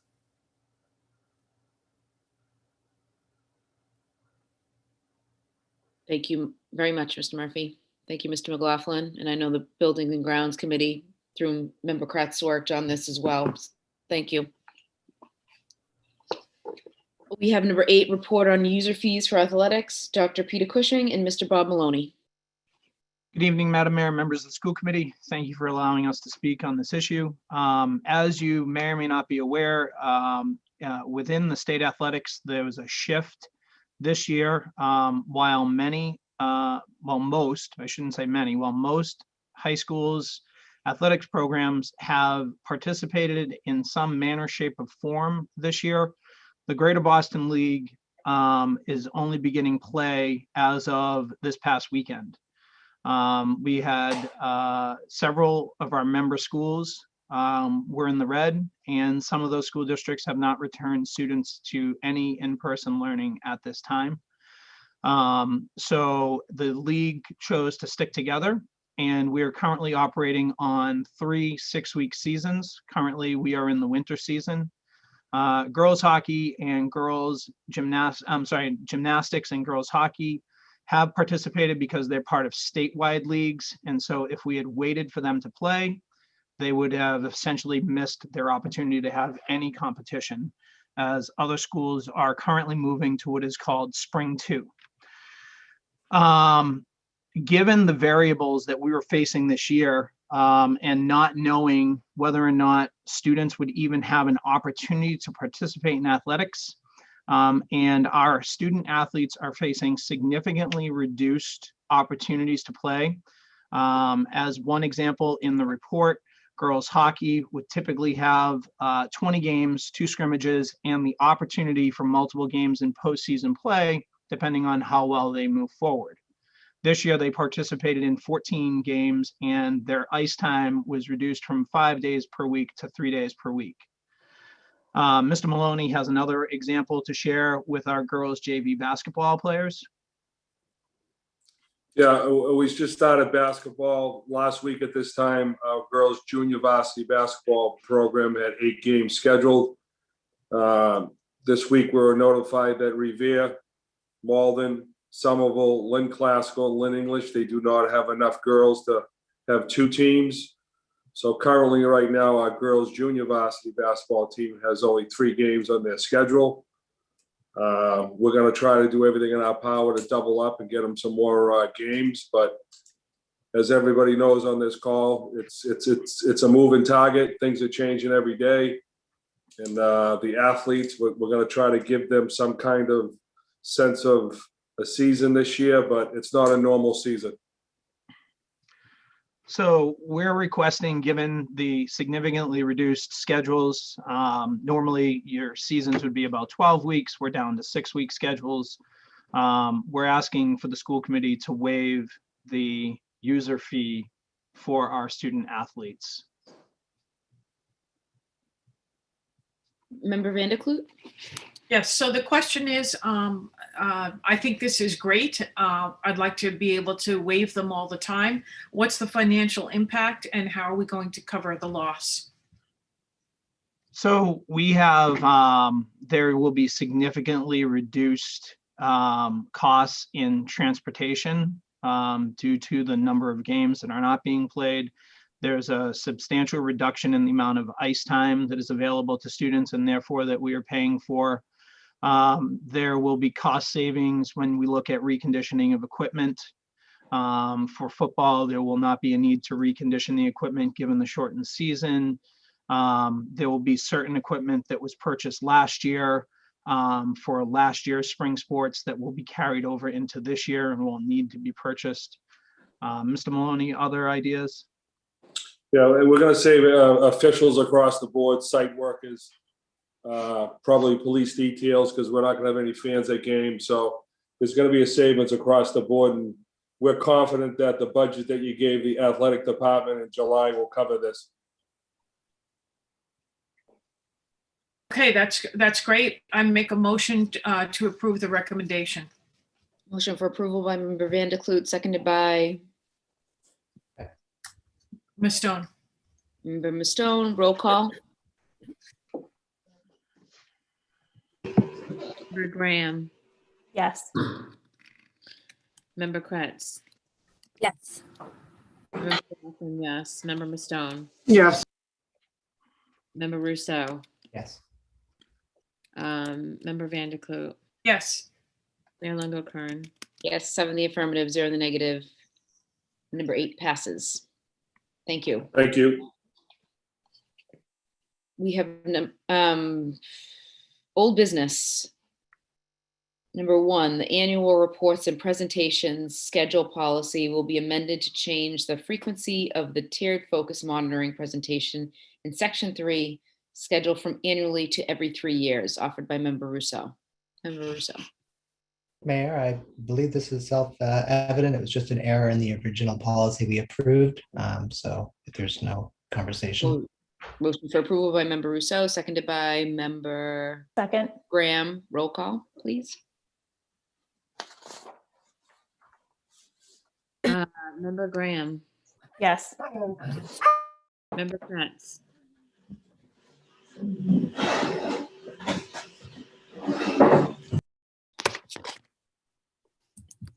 Sorry, my dog was barking. Yes. member McLaughlin, yes, member Mastone, Yes. member Rousseau, Yes.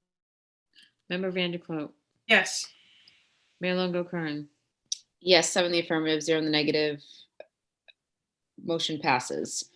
Number 9, communications. And number 10, we have new business.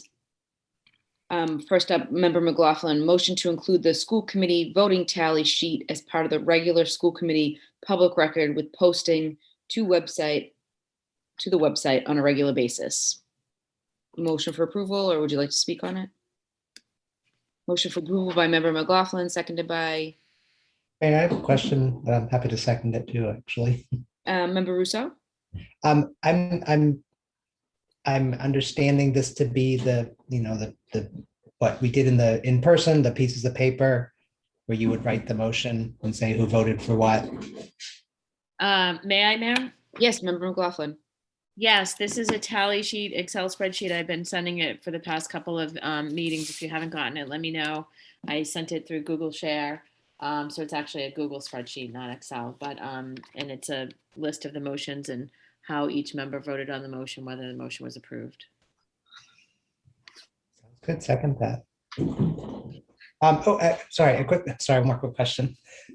I just want to make sure are we keeping a separate sheet for executive session votes so that we don't accidentally post that to the public? That was actually what I had asked during the executive session when we were in session. And so I can amend that motion. I mean, yeah, I can amend this motion to keep a separate tally for executive session. Thank you. For approval by member McLaughlin, seconded by member Rousseau, amended by member McLaughlin. Roll call, please.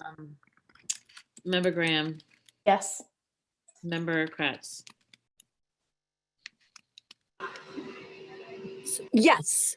Member McLaughlin, yes. Member Mastone. Yes. Member Rousseau. Yes. Member Vanderkloot. Yes. Mayor Longo Kern. Yes, 7 in the affirmative, 0 in the negative. Paper passes.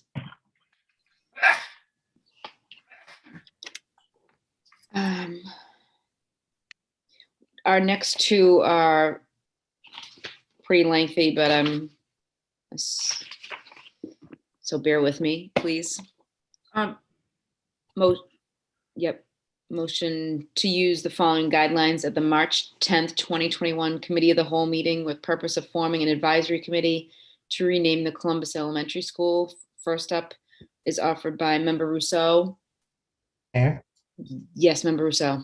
In light of the fact that the resolutions are actually on the agenda, I would motion to skip the reading if there's interest in that. How does the committee feel? I know there's a lot of people on. We have 120 people. So I'm sure with Mayor. Emails. Yes, member Vanderkloot. So first, I do want to, we held off some letters from the beginning, and so I do want to comment on those. However, before I read those, I'm just going to say, I understood the purposes of putting the, that member Rousseau told me was that his purpose was to send his resolution to the Committee of the Whole on Wednesday. And so I submitted mine as well so that it would go to the Committee of the Whole. The resolutions that are put forth, just to explain to our viewers, are to hammer out a procedure for an advisory council and also a timeline for the renaming of the Columbus School, which was voted on back in June. They are very lengthy because they are there are many important issues in this, in the question. So my intent was that it was not going to be discussed line by line tonight. Okay. but that I wanted everybody to get a chance to see it. I do have grave concerns about the timing. I mentioned that tonight, but I'm sure we'll be talking about that on Wednesday. Now, we received some letters regarding the Columbus issue.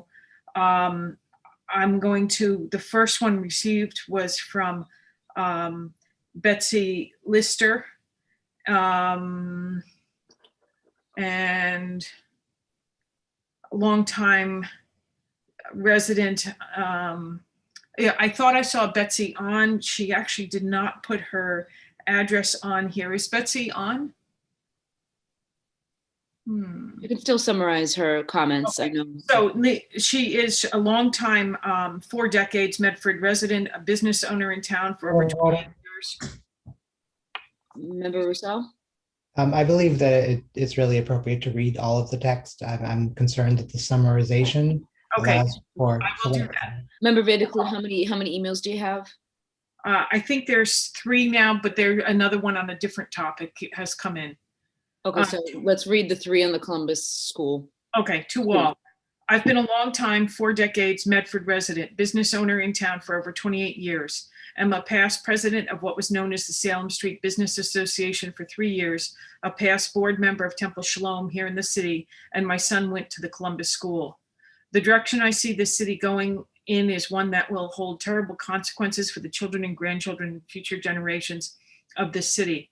This Marxist, communistic, leftist agenda that's being forced down the throats of parents and children is heinous, contains so much hatred and racial divide. It's out and outright despicable and has no business in the city, never mind the school system. Why on earth are children not being taught the important things that will get them through life? Why are they being indoctrinated into a narrative that's full of hate and divides people by color and social status? Why are they being taught about BLM and Antifa? Why not teach them our history as it happened so that they will know not to repeat it in the future, to be learning from the past? All men are created equal, says the Constitution. So that's what we should be taught in school, period. Not divide by skin color or ethnic background. They are all children, and children love unless they are taught otherwise. And teaching hatred in school has no business being there at all. Teach the children they are all equal and to love one another and their neighbors, not to put a line of division between themselves and others. I'm disgusted with the new Rev, and they all need to go. In fact, I'm thinking the entire school committee needs to be dissolved immediately because it's harming the children by dividing the community unnecessarily. We're better than that. I doubt that the majority of Medford parents want their children brought up with Marxist beliefs. We already know that academia consists of 98% liberals and the rest conservatives, so that should be addressed as well so that children's minds are not poisoned any further. It's a very long letter. Sorry, that was my own comment. Recently, I heard an audio clip of an 8th grade class with their teacher. He asked them if they knew who Helen Keller was. The response ranged from a man and a German spy. Only one child in the entire classroom said, oh, that was that blind person. By the way, that's not, she's not referring to a Medford classroom. The teacher then required if any of the children knew who Hitler was, and they were clueless, no idea, and couldn't respond at all. Imagine not knowing who Hitler was in the 8th grade. And finally, he asked, do you know what D-Day is? And the answer was a rapper. Think about that for a minute. What are our kids being taught? Items of importance or a leftist Marxist agenda? I'm not a perfect person. I've sinned in my life, and I have enough sense to know what I'm seeing being pushed through in Medford schools is just wrong.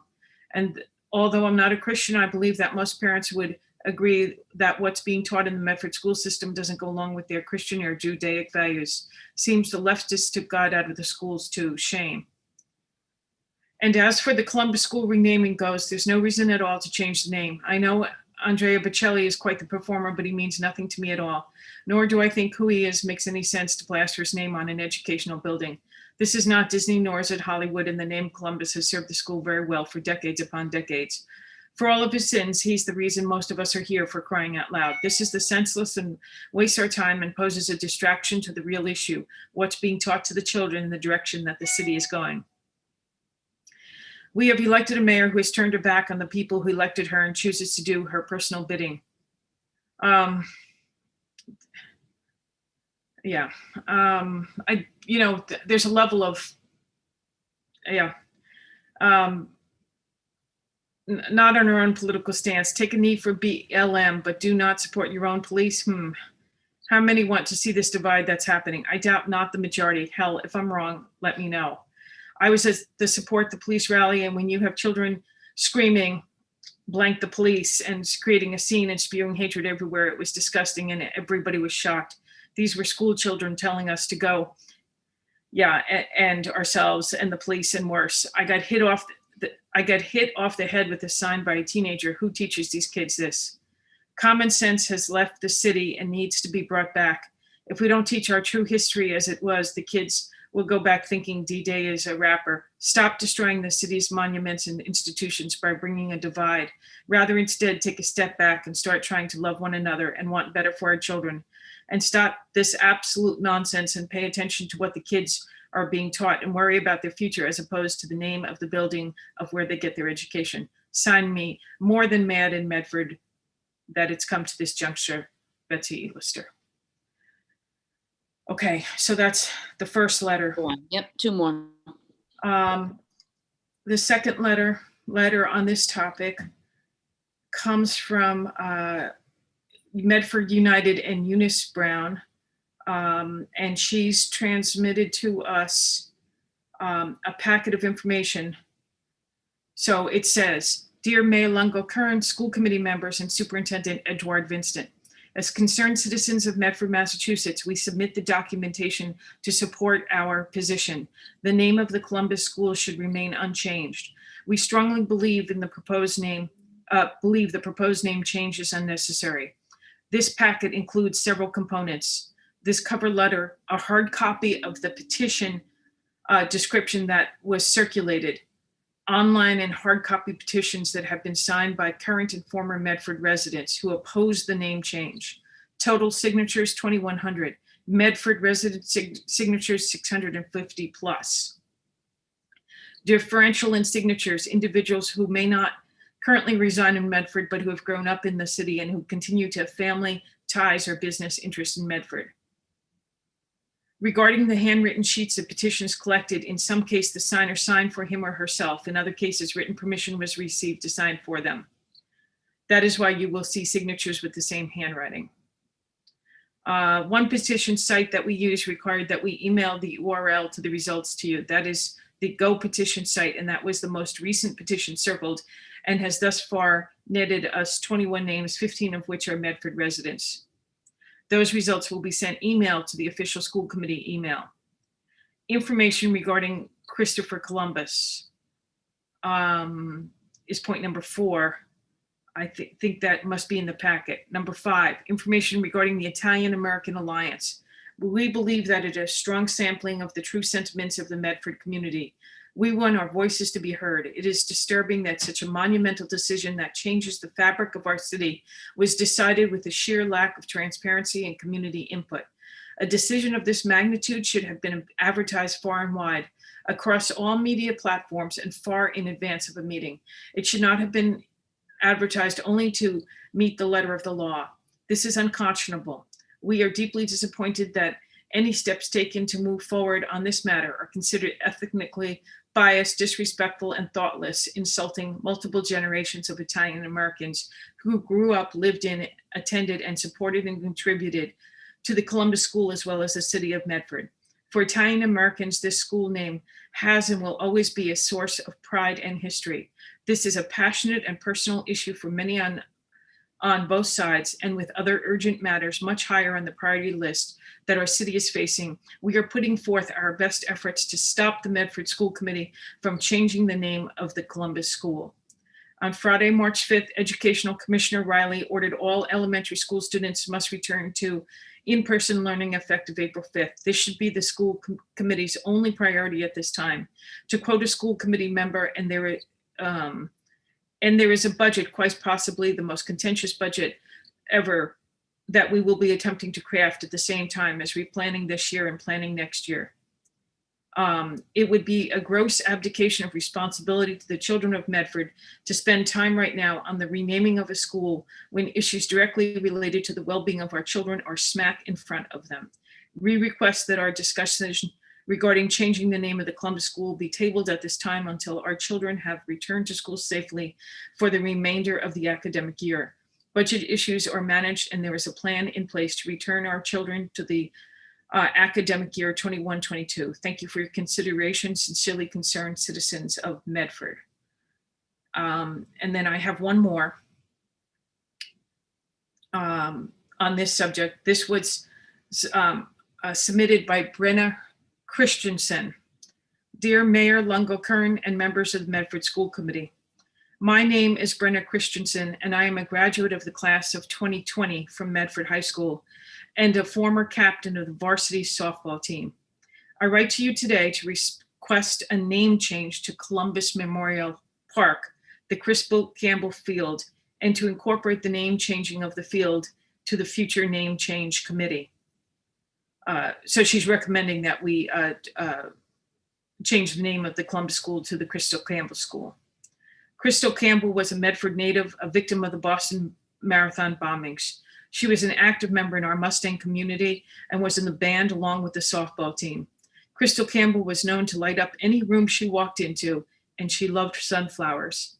She is an inspiration to our city, our home, our residents, and our athletes. Since 2013, the varsity softball team has held the Crystal Campbell softball tournament in mid-April at the Columbus Park softball field. During the two-day tournament, us Mustangs competed against Billerica, Swampscott, and Arlington Catholic High School. We actively fundraised during the tournament and throughout our season to donate to the Crystal Campbell Scholarship Fund. On this day, our community comes together as one and united. We are truly Medford strong. Although this tournament may only be 2 days out of the year, during our entire season, we wear her name on our jersey, and we wear it with immense pride. It's a day when we give back to the community and honor Crystal's legacy. Not only is the Columbus Park field home to our high school Mustangs softball team, we share this field with our youth softball program and baseball as well. We meet our forever friends, learn sportsmanship along with the importance of responsibility. But for all of that, we make memories that will last a lifetime. Each and every play on that field, we keep Crystal close to our hearts and play in our honor. I respectfully ask that we use our Medford strength, come together as one and rename our fields. Oh, let's continue the pride we feel when we wear Campbell on our jerseys and with a positive change to our city, the city we all love and with gratitude get to call home. Thank you, kind regards, Brenna Christensen, 80 Fern Road. So excuse me, she may be asking just for the fields to carry the name, and we would do that under a separate consideration, but we might forward her email to the advisory council anyway. All right. Thank you for reading those. I appreciate it. So we have two resolutions, one by member Rousseau, one by member Vanderkloot, that both of which going to be moved to committee of the whole for further discussion on Wednesday. That meeting starts at 5:45 p.m. Mayor. Member Vanderkloot. Yes, can I just, there's a curriculum subcommittee meeting from 4 to 5:30. I think originally people thought this meeting, our committee of the whole was going to be at 5:30. So just to repeat, it starts at 5:45. Correct. Yes, 5:45 on Wednesday, March 10th, to discuss the two resolutions. Member McLaughlin. Mayor, I also just, excuse me, wanted to mention that I had a previous commitment to talk on a panel for the Special Education Parent Advisory Council that meets the second Wednesday of every month. So I'll have to excuse myself from the meeting for 1 hour, 6 to 7, but I will be there from 5:45 to 6, and then I will return at 7 o'clock. So my apologies, please excuse me, but it had been a long time commitment that I need to keep. Thank you. Thank you. Eunice? Thank you very much, Madam Mayor. So I just have a question about the meeting on Wednesday night. Can you tell me, either yourself through the chair or to the superintendent or whomever is the appropriate person, tell me what the first date it was that you publicized the meeting this coming Wednesday night, and across what platforms it was published?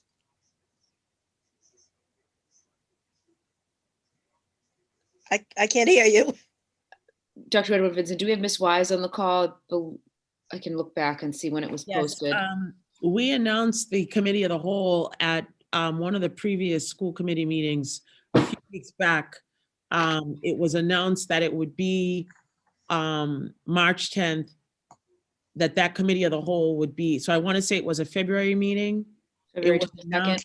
announced, and then at that time, we said it would be a 5:30 PM start meeting.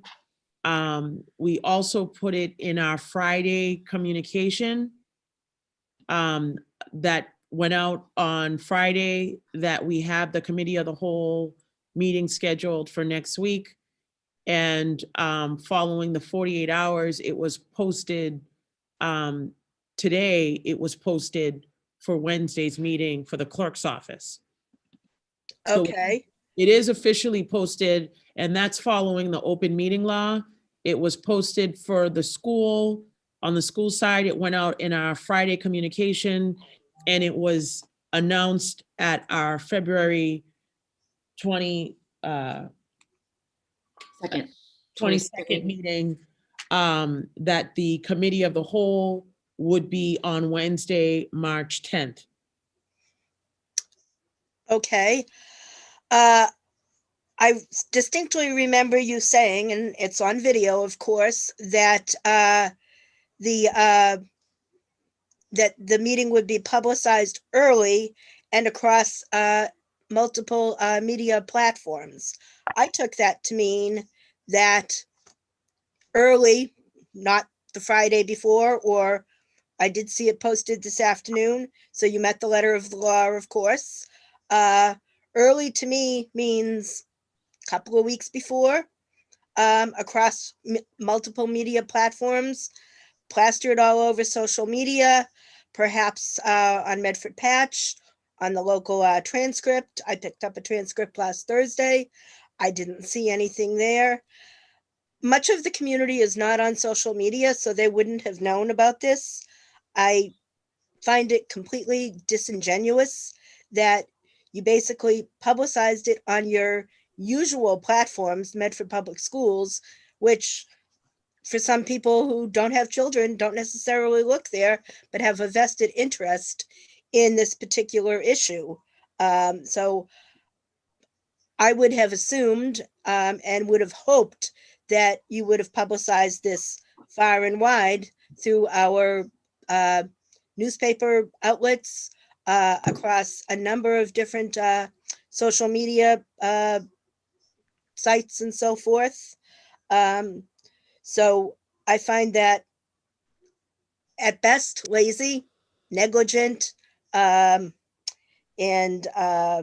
neglectful, and at worst, a bit of a lie.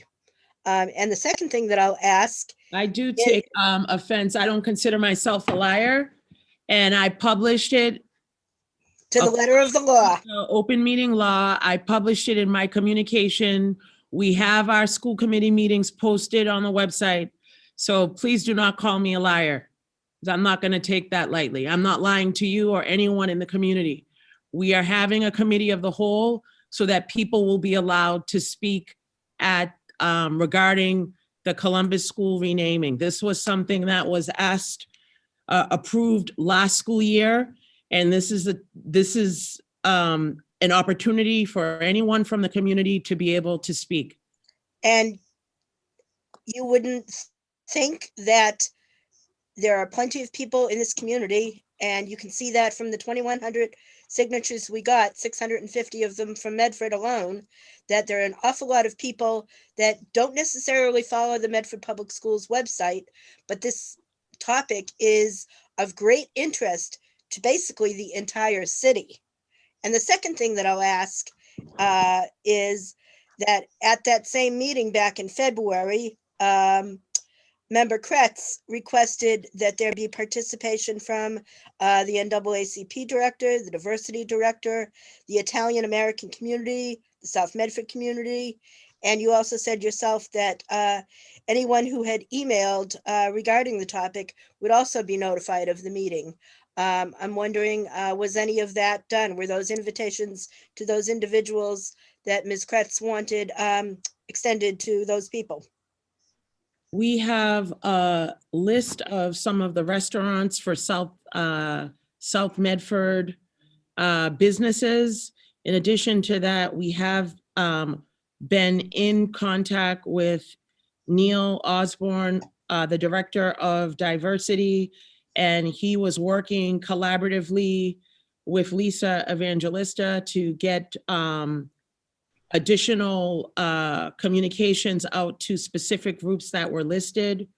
It was posted on the blog, the website, Twitter, and Facebook. Lisa Evangelista sent me that. She said the local press does choose to print. When we send communications out, it is sent to them, but we're not able to dictate what it is that they choose to print. So was a communication about this meeting sent to the transcript and the patch? I will wait for her to send me a response because she just sent me that right now, but she said she does forward her communications to them, so I will wait to receive an update regarding that. Okay, I'd appreciate it if you would get back to me on that. The mayor has my email. But I Thank you, Eunice. curious about that. We have Anne Marie. And if you could limit your comments, I'm not sure how many people want to speak, but we have 125 people on, so we're going to limit to about 2 minutes each, like we've done in the past. But please, let me unmute you. Okay. Am I all set? All set. Okay, thank you. First of all, I've been listening to the meeting tonight, and I know you said you gave me 2 minutes, but I'm going to try my best. I've been listening to the meeting tonight. As some of you might know or not know, I am a former school committee member, and I try to listen with fair ears and to listen to all sides. It seems like listening to all the subcommittee meetings that you've had, and with the mandate of, let's say, the commissioner, there's a lot on everyone's plate. And there has to be I can't get this out. We're talking about process, we're talking about priorities. And looking at what you have on your plate, you have budgets coming, you have you have parents that really don't know if they want to select hybrid, if they do want to select hybrid, if they want to have their students in school. There's a lot of questions. With all due respect, you guys have spent a lot of time on this, but I can guarantee you there's going to be a lot more phone calls from a lot of people right now asking about the differences between, what they choose, what they don't choose. I guess from what I've been hearing, it's not the fact of, do you want a name change of the Columbus? Don't you want the name change of the Columbus? I guess what I'm respectfully asking is asking the school committee and you, the mayor, as the chair, to really consider putting the priority of putting our children back into school. I know you've been working diligently on trying to do that, but when you have the commissioner of the state of Massachusetts who is going to start putting mandates and putting his own spin on certain things, even though it might not seem fair, it's going to have to happen. And listening to the results of the decrease of the positive COVID tests, listening to a lot of the people that have already called and made decisions to the school system to let them know if their children are going hybrid and stuff, you do have a lot of positives going down. So when the commissioner looks at something like that, he's going to know that here's a city who is going to be positive, and he's going to be putting more pressure on that because the numbers that decrease in COVID are huge, as far as the lesser we have, the better opportunity to get back into the school. They are going to look at that. And so I know there's a lot of, high passionate people out there for or against this situation. But honestly, at this point, I really just ask the school committee to please put your priorities intact as far as this just came up the pipe. You need to look at that. Thank you, Anne Marie. Is there a motion on the floor? Member Vanderklut? Yes, so the one thing I just want to say is that the resolution that I'm sending to the Committee of the Whole talks about timeline, as does Member Rousseau's. This is quite separate from and different from discussing the key issue. We've already made a decision that the school would be renamed. I understand that there are very deep feelings about this, and I certainly understand that there are people who are very angry about the process that was used right at the beginning. In terms of the timing and us concentrating on what we need to, it was my intent, after spending a great deal of time working out the potential for the advisory council to discuss the timeline with the committee at that point. To do so tonight without having reviewed the resolutions just simply won't make any sense. It'll be random. So while I appreciate hearing from my former colleague, the intent was to send the resolution to the subcommittee to discuss timelines and processes. Thank you. Member Rousseau, and then we have another resident that would like to speak. Thank you, Mayor. I just wanted to, I sent this out to the committee a week ago, which is not the normal procedure, but I wanted everybody to have a chance to actually look it over.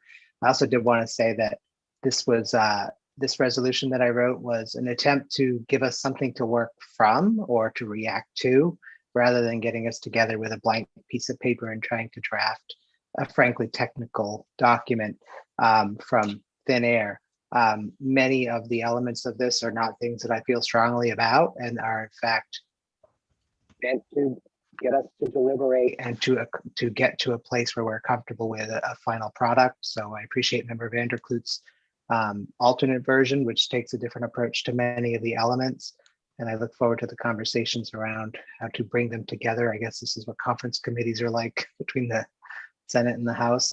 We have to work these two together and come up with one resolution, and obviously all the members will have all the opportunity to tear them both apart or whatever until we can get to something we like. So I thank you all for your effort to your work to read through it. I know it's like 3 or 4 pages long. So, and my hearing, apparently Paulette is making the sound that my audio is crappy again. My apologies.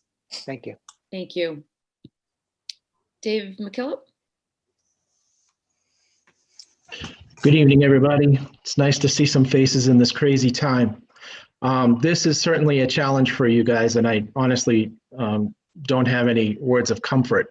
My question is, in listening to you, actually it's more of an assumption at this point, that even though everyone here is looking to have their voices heard, am I clear in hearing that the decision has already been made and you're just at the point of procedure? From what I'm hearing from Ms. Vanderklut and Mr. Rousseau, that sounds to me like it's more about procedure now, that the decision has already been made. Is that correct or incorrect?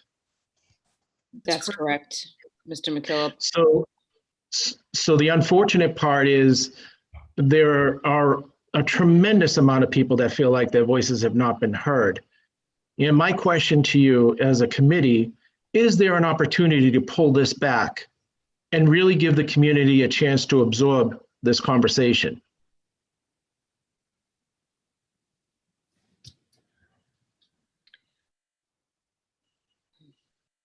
That would be up to the committee. I know that in June, there was a motion to table this to allow for more comment, and that motion had failed. And then we moved on, obviously trying to get our kids back through the pandemic and trying to outline a process now, a fair process that will end sometime probably in June of 2020. So I would just like to speak to that for a second, Mayor, if I could. Yes. I think, being able to process this as a community and understand, in its totality, why the decision was made, how we came to the decision. Was it a jump decision? Was it following an agenda that's national? What was the real purpose? And can we take a step back to take a step forward so everyone can get behind whatever the decision may be? I employ the committee to really think about that, because this is a community of 60,000 people and not a small community of very vocal, very active. There are a lot of people that work in this community morning, noon, and night that don't really aren't really as exposed to some of the things that we're exposed to in today's world, that would like the opportunity to be able to discuss this. And I'm just asking you to really kind of look at this in the situation that we're in, the fact that we've been in this COVID situation for a year now, and we're all in COVID fatigue. We all agree there. And I think putting this out there just really kind of drives a stake into the community without giving them the opportunity to speak. That's really all I wanted to speak to. Thank you. Thank you.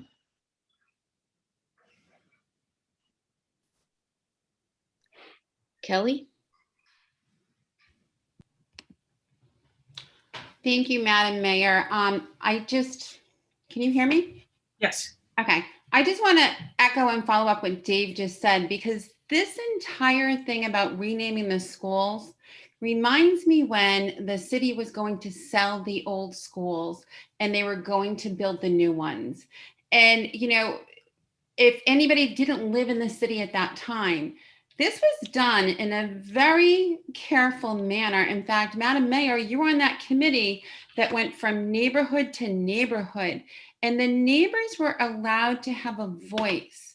And this isn't about whether or not the school gets renamed in the end. It's about allowing the community to go through the process so that they all still feel like they are part of the community. This renaming of a school and the way that this was handled was not very professional, and it's ripped people apart. Neighbors who used to like each other are fighting over the name of a school, and it's a really sad day in Medford. You do have the opportunity to just step back a moment and let the community be heard. Let their voice be heard. When they elected you, they trusted that you were going to let their voices be heard.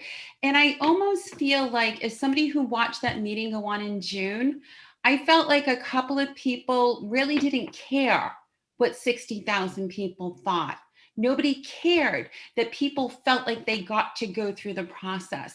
And when you think about your daily life, when you get up in the morning and you get your kids breakfast and you get them to school, you follow a process because it allows you as a human to be able to get through life in a very comfortable way. What if you didn't have that process? How would that feel?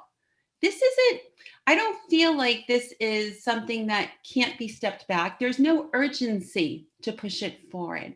I'd really like to echo it, and I'd really like you to just allow the people to be heard, just to let them speak on it. Thank you. Thank you, Kelly.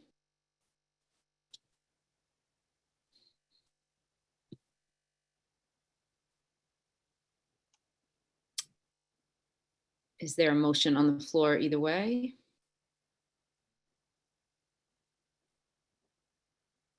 Member Kretz?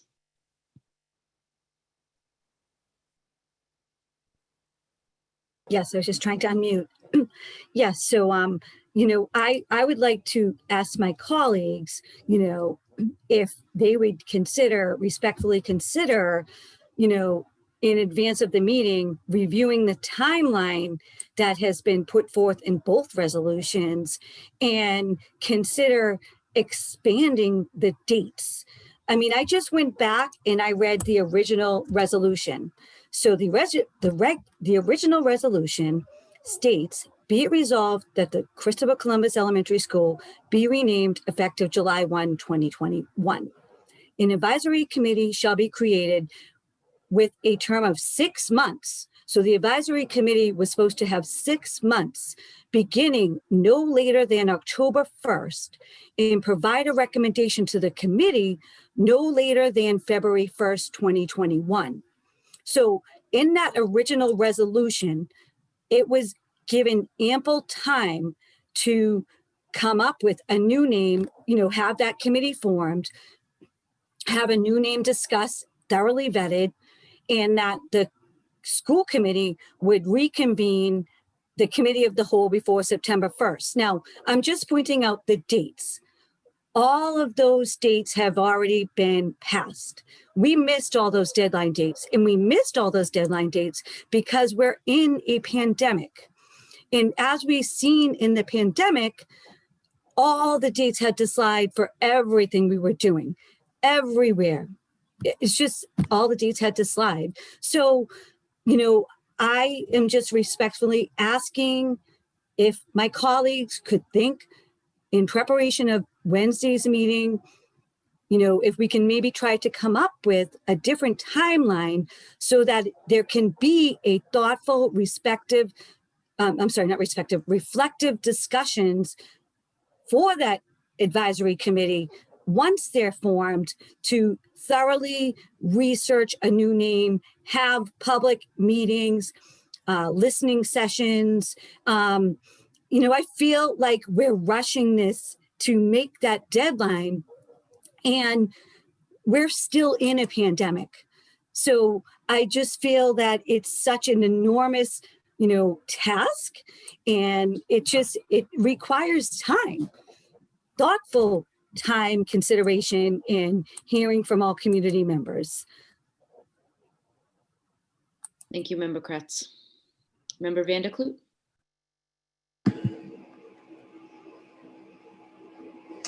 I referenced this earlier.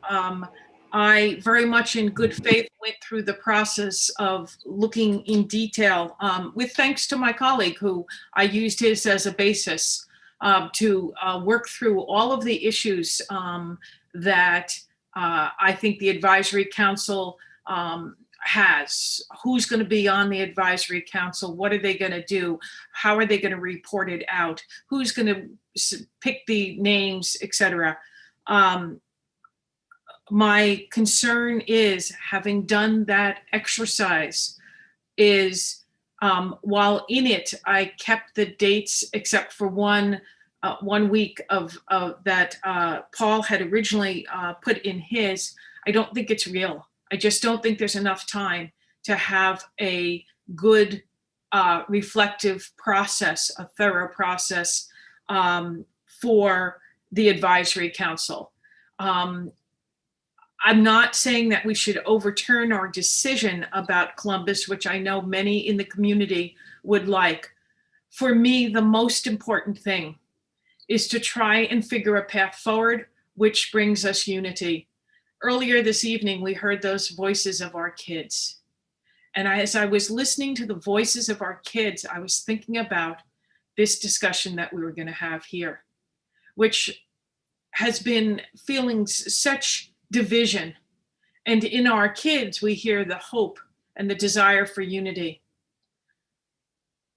I think that the advisory council needs time to do its job well and not rushed. As I've gotten older, I have more and more of appreciation for that word reflection.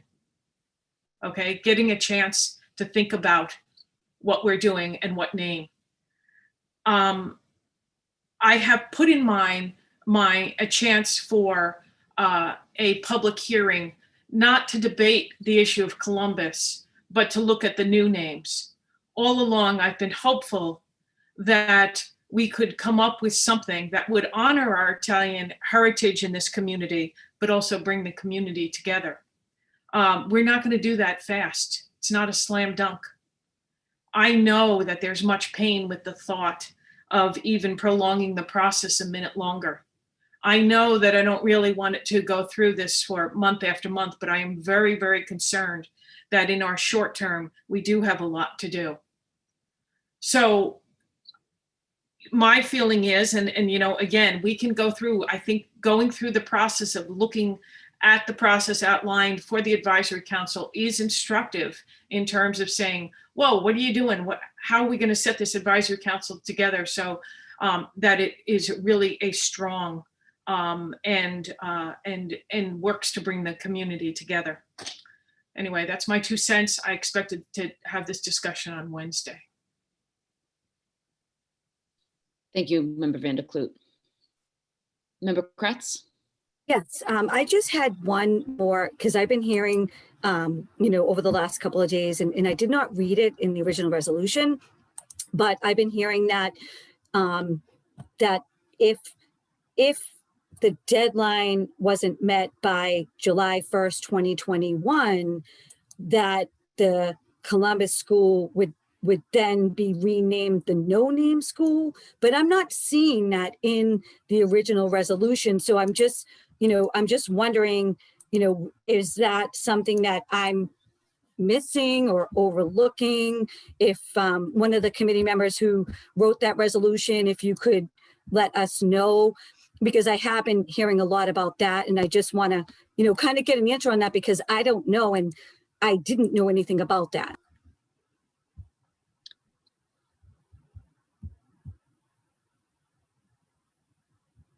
Yeah, I don't believe that's in any minutes, Member Kretz. So Okay, so that just might have been something that got kind of overheard somewhere. Somewhere, yeah.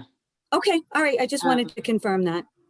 And I agree with Member Kretz and Member Van der Kloot with regards to, and whether we discuss it now or on Wednesday, the potential of expanding that timeline due to the fact that we have a tough budget or a good budget coming forward. It's going to be very time consuming, and trying to get our kids back to school full time. That's my number one priority. But I'll leave it up to the rest of the committee to decide that either tonight or Wednesday as a whole. I know Member Rousseau, and then we have Anne Marie and David like to speak again for a minute or two each. Mayor, I'm confused if we're going to start doing this now or not. Wednesday's whole meeting was dedicated to this. So either we do it all now or we do it all Wednesday, but if we're gonna dig a little now, then I'm gonna keep digging, and let's Waiting for a motion, Member Rousseau. I made a motion to send both of these to the committee of the whole on Wednesday. Second. Motion by Member Rousseau, seconded by Member Graham. Gonna let the two residents speak and we'll call the roll. Anne Marie. You're muted, Anne Marie. Anne Marie, we can't hear you. Yeah, I'm here. So basically listening to everyone, again, what everybody's put on the table is extremely important. I totally agree about the non-rushing. I know that even with that being said, there might be members that don't believe that it's a rushed decision. But I thank Member Kretz for bringing up the no name situation, because I know that that's been out there and people were concerned about that. But again, it's time is of the essence, and you have so much going on that now you're here this evening. You've already spoken about it. I understand how the rules go, but now you're going to spend Wednesday night discussing this all over again and going into it in more depth and detail. I guess stepping back and looking at what's going on and what's being asked of from cities and towns all over the state, it just seems that time that you're spending on this, no one is saying that, at least I'm not saying that it's never going to happen. I'm just saying the priority of the dates and the time that you have and what you need to spend it on. I'm sorry, I truly believe that the time should be spent on getting the kids back in school, what the game plan is, how much money is it going to cost? You have custodians that are going to have to be cleaning a lot more than what they're doing now. What do you have in the budget set aside? There's a lot going on. So I respectfully just say, it's really to look at your time frame. Thank you. Mr. McKillop, and then we will call the roll. Thank you. Really quick. I just want to kind of go back to my suggestion, because I unless I missed it, I don't think anybody really answered whether they wanted to come together as a committee and decide to maybe possibly pull this back and have more conversation. I am just looking at this committee as a whole in this time. You have to look at it in this time and what everyone has been going through in this city. And be a committee that will pull the community together. And if this is that one issue that they need time to absorb and understand, whether it be one way or the other, I say be the bold initiative, take the bold initiative and step back and really give everybody the opportunity to understand what it is that we're doing and why we're doing it. I think that the decision was made. I get it, but decisions can be changed. You have to understand, and I always teach my people that a person's perception is their reality. So if you think, oh, that's their perception, we did communicate, but that's their perception, that's their reality. They live that reality that they feel like they haven't been communicated with. And you folks are the leaders. You're the team leaders. You're the team spirit. We talk about school, and Ms. Vanderkloot talked about these young people. This is an opportunity to show that we can change our minds. We can move the needle. And you folks have the opportunity to do that. And I really, really hope you think about it. Think hard, think long. If you move this resolution through without taking any of that into consideration, it's just disappointing to see which way this may go. So just really think about that, folks. You're the team. You're the team leaders. You're the ones that can really motivate this city to move forward.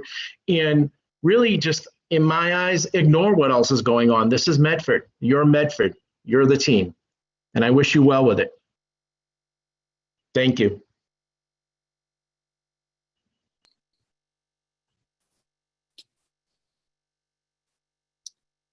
Member McLaughlin, will you call the roll?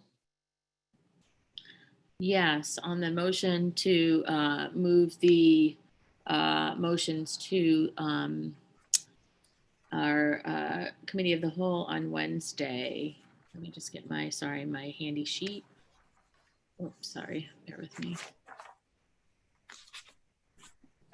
Member Kretz. Yes. Oh, I'm sorry, Member Graham. Yes. Member Kretz. Yes. Member McLaughlin, yes. Member Mastone. Yes. Member Rousseau. Yes. Member Vanderkloot.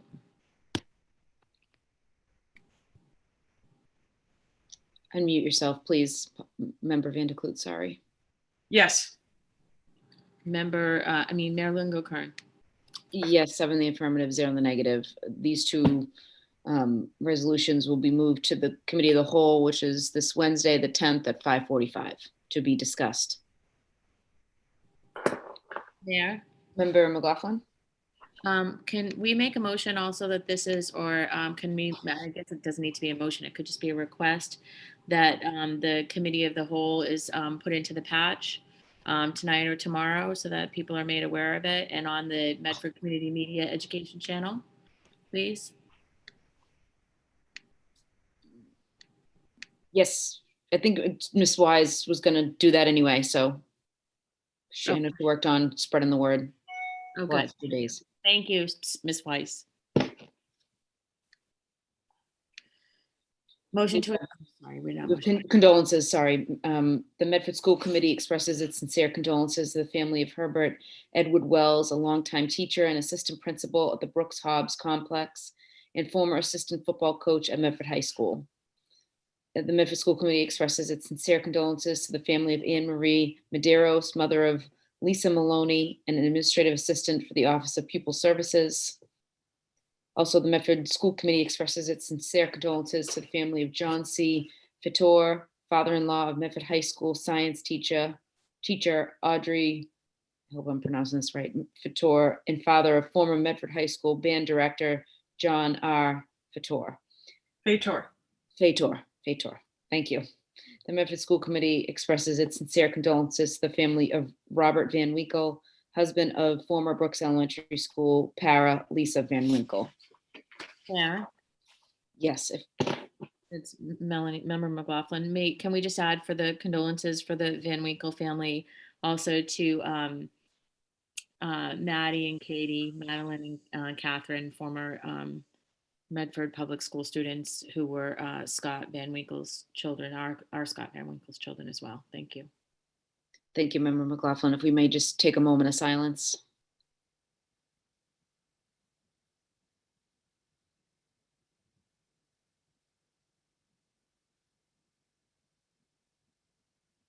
Thank you.